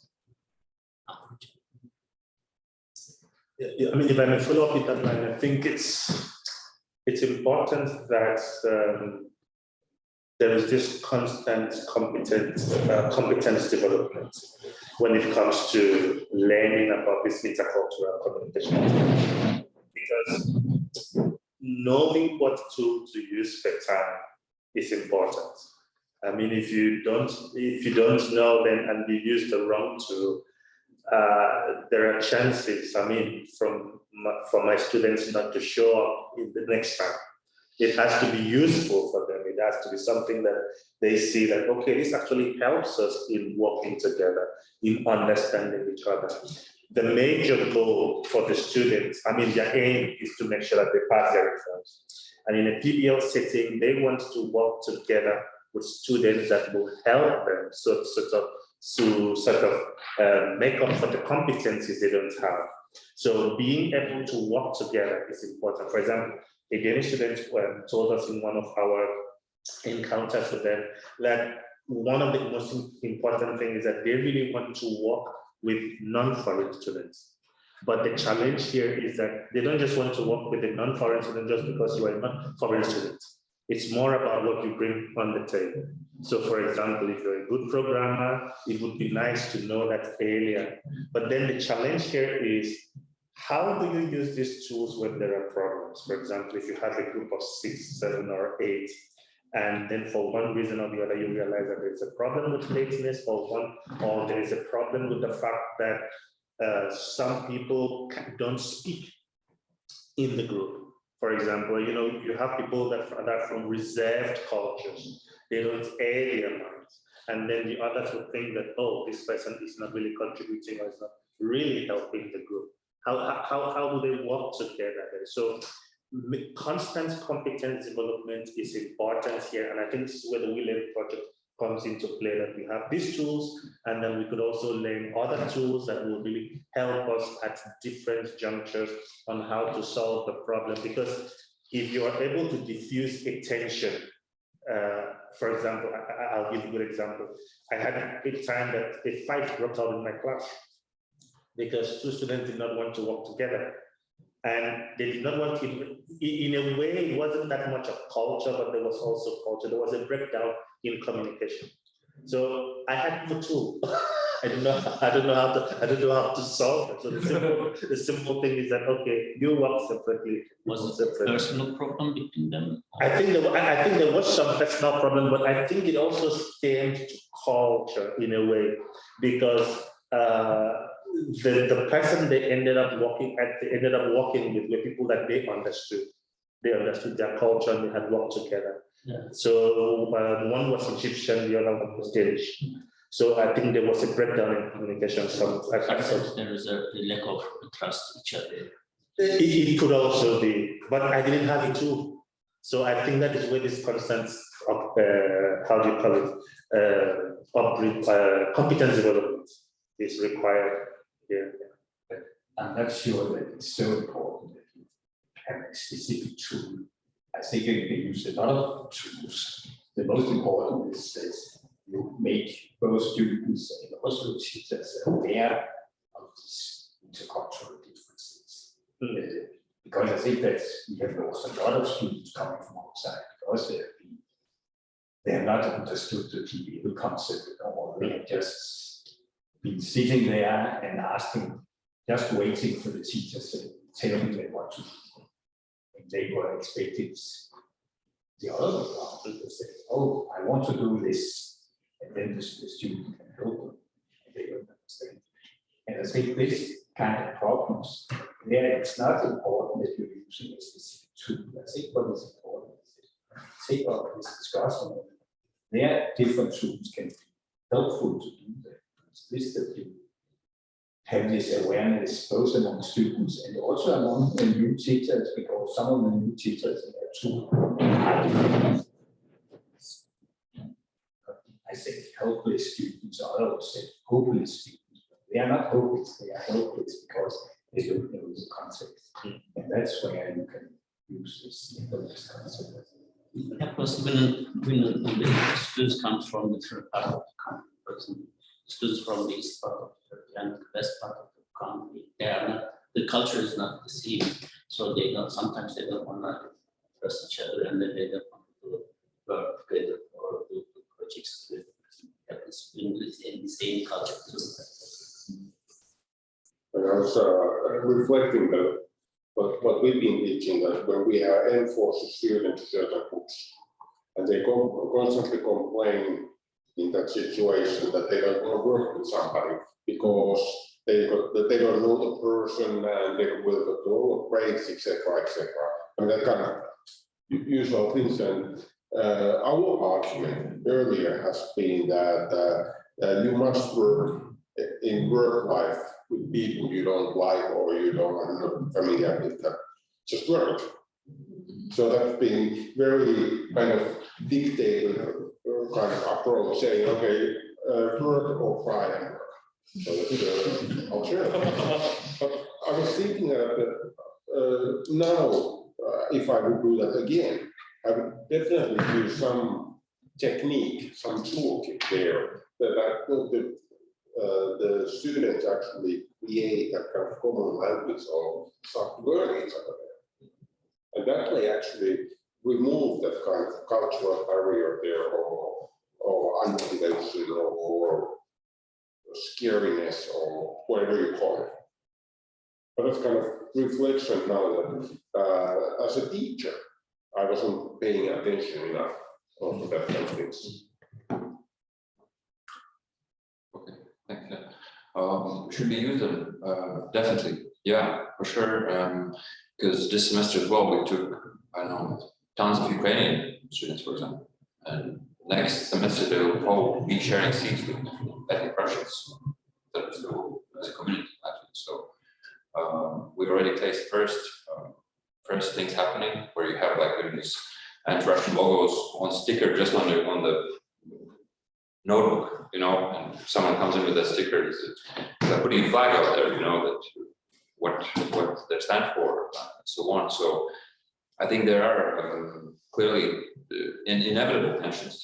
So we will need this toolkit, and not only this, God help everything that we can find, because probably this also creates new horizons, and we are trying to facilitate for these. It's not the first refugee crisis or war crisis, but apparently it's just more order of magnitude larger than everything we have faced as volunteer, and we have also teachers that from Ukraine will be teaching. So this means that not only students are here, but also the teachers who are here, because these communities have been traditionally closer, and now they're completely divided. So as far as we can see, this is a very good use of this, just for understanding that probably I think Russians in the classroom are not supporting the war. They're just saying, I wasn't the one doing it, you know. Well, Ukrainian students are like, well, I know, I want to try to understand you, you know, rather than that. So how you stand there in between as a teacher trying to give them a lecture on business sociology, you know, in this sense. So definitely these tools as mediators can help us, and yeah, we'll see.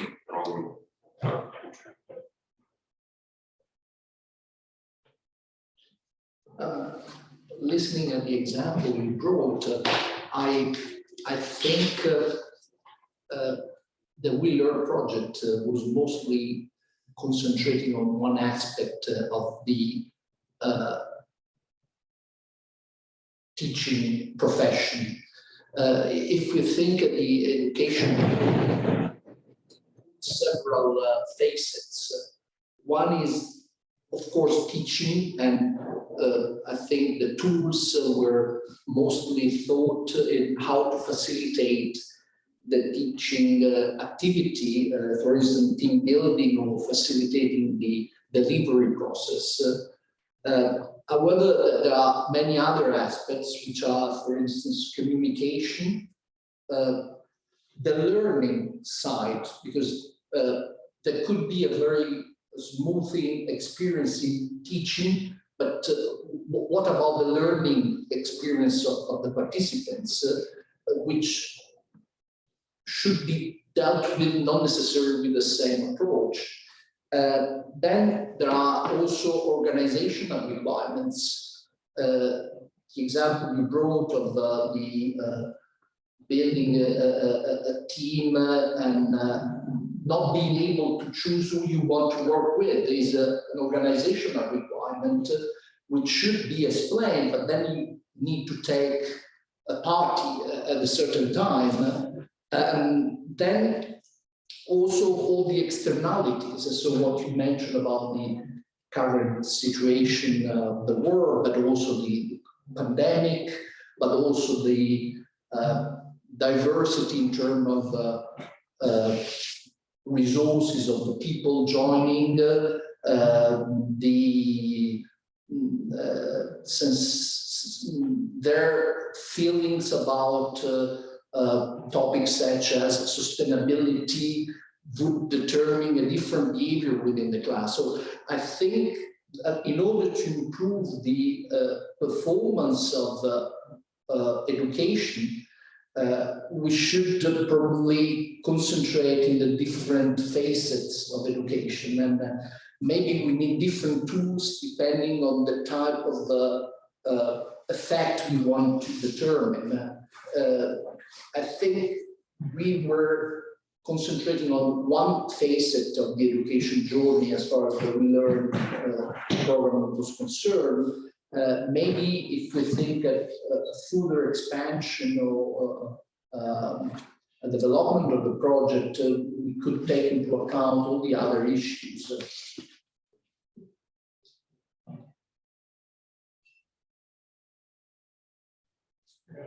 As Samuli was mentioning, how to create or develop a curriculum, which include probably what Alessandro was mentioning, because it's a broader, and of course you need some tools, you need awareness about pedagogy, and some intercultural theory that can help you in different phases of the process. I mean, for example, in our case, the courses are so fully packed, and we have only, let's say, 2 times or 7 times 8 hours of lectures, and then you try to squeeze in, let's say, half an hour exercise or 1 hour of exercise. What do you drop? How do you manage that kind of things? And you can't expand the number of lectures, or you can't prolong the lectures, because that creates other kind of problems. So how do you cope with these things? So it has this kind of intercultural neighborness kind of thinking has to be.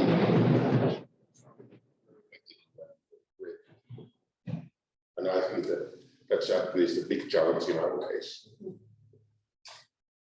Something else that helped in my experience is also as a teacher use a very low context communication with students, like not taking for granted, but expliciting why you're proposing, what you're proposing, and explaining exactly how and what. Like, for instance, working in a small group, not of 8 people, because it's already a large group, but smaller group with diversity, and you do not choose who you want to work, because it will be helpful in the real working life. That is how work environment is. You will develop certain skills through the exercise and through the course. Make them aware about cultural diversity. I mean, explicit more than you would do with a regular class also, not taking for granted that what you have in mind is clear to them, but sometimes you really need to explain the process and why you're proposing something. And also the syllabus. For instance, I spent one class normally just to explain what my course would be about, what I expect in terms of behaviors. It takes time, of course. Yeah, and this is something that I was thinking of this, what do we mean by curriculum that we've been talking about very much, what we mean by culture.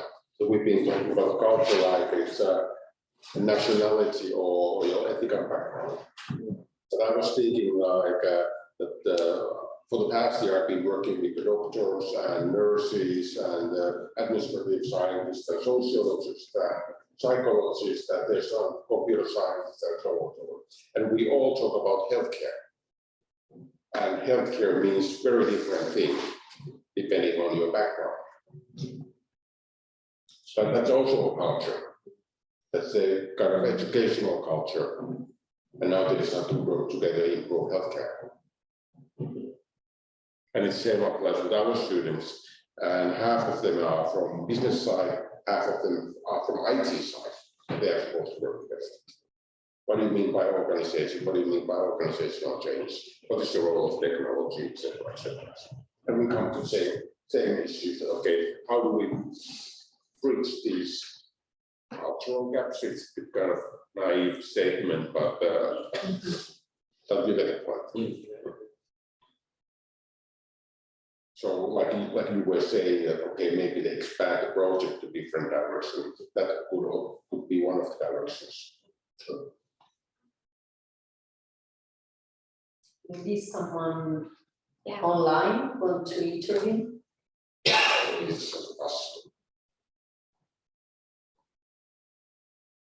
There's Silvio Tommaso Donofrio, who is on 310.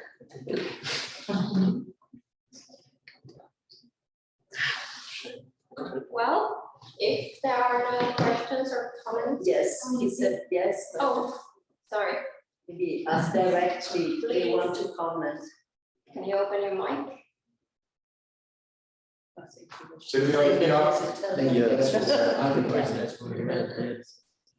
Okay, can I help you?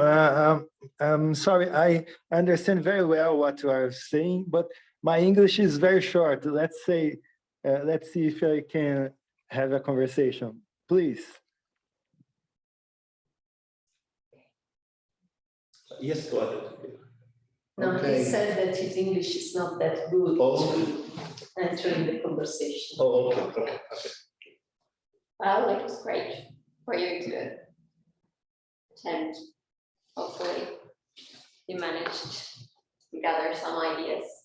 Thank you for all of you for the reflections and presentations. If I can just, I don't know whether we have a planned moment to do that, but today discussion was really rich in my view, and I have a few points I wanted to make or to share. So I don't know if we want to do that in the afternoon or whatever. I don't think we have online session anymore after this. Okay. Can I take 5 minutes? Yeah, And we may also discuss more informally.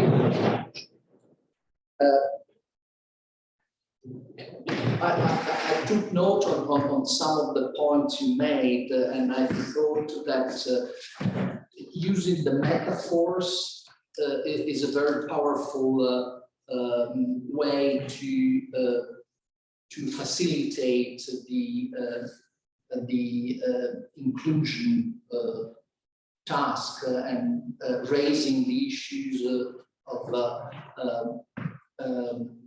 reducing barriers among cultures. So one interesting metaphor was the one of the filmmaking, which I thought was really interesting. Another one I sometimes use, but I saw it was helpful in other contexts, was the simulating a sport professional team, where nowadays everyone comes from different countries, they have different culture, there is a global environment, but they've got a common goal, although personal expectation and projects, and the education is more or less like the championship of the filmmaking. You need to get to the end of something, and there is a journey you need to make together. So that something helps, sometimes help to assign the role of different people joining a class, and it makes easier to them to get on board quicker than it would be in a, say, semester of sharing experiences. The storytelling experience is also interesting because you were also making the point that you straight away you are expressing something beside what you write. So what's your view, the sense of humor and other things that you do not catch necessarily once you are in the class. Then there is a major issue that we started already discussing between inclusion and I call gatekeeping, because inclusion and facilitate integration is certainly something that increases the quality of the teaching and learning experience, but we need also to organize things, introduce some rules of the game, which may be read differently if you have a different background, but you need somehow to get together and share the same rules of the game sooner or later. So the risk could be absolute anarchy, which turned to be a problem in the education process. Then I think we are facing also an historical dimension in this experience of integration. Once you raise the point of, you raised the point of, I'm a Berliner. My first reaction was a screenplay from JFK, because I'm old. But that doesn't say anything probably to the young generation. Oh yeah, no, I'm exaggerating, of course. Okay, but I mean, the fact that we are living now with the war a few kilometers away, it's changing probably the way people are interacting. Think of the role of Turkey, for instance. We have quite a few Turkish students. You are right, probably the case in Italy too. If you come from a part of the country or another part of the country, you have already a different culture. But the role of Turkey nowadays is changing a lot in the overall geography of education and also in the way you are approaching the different cultures. So all these dimensions should be somehow dealt with in progressing with improving our instruments of education. Sorry. That's it. So, no more comments or questions from the online audience? I think we can start closing the meeting. Many thanks for attending. It's wonderful to see that so many people were joining. Thank you for the presentations. We're well prepared, and hopefully in the future we have possibility to have WeLearn 2.0. To adopt the tools and then different part of each tool, and then get feedback from them and improve the tools to be as an iteration. Yeah. And so the whole meeting has been recorded, and it will be available on WeLearn website when we have uploaded on YouTube. Okay. So,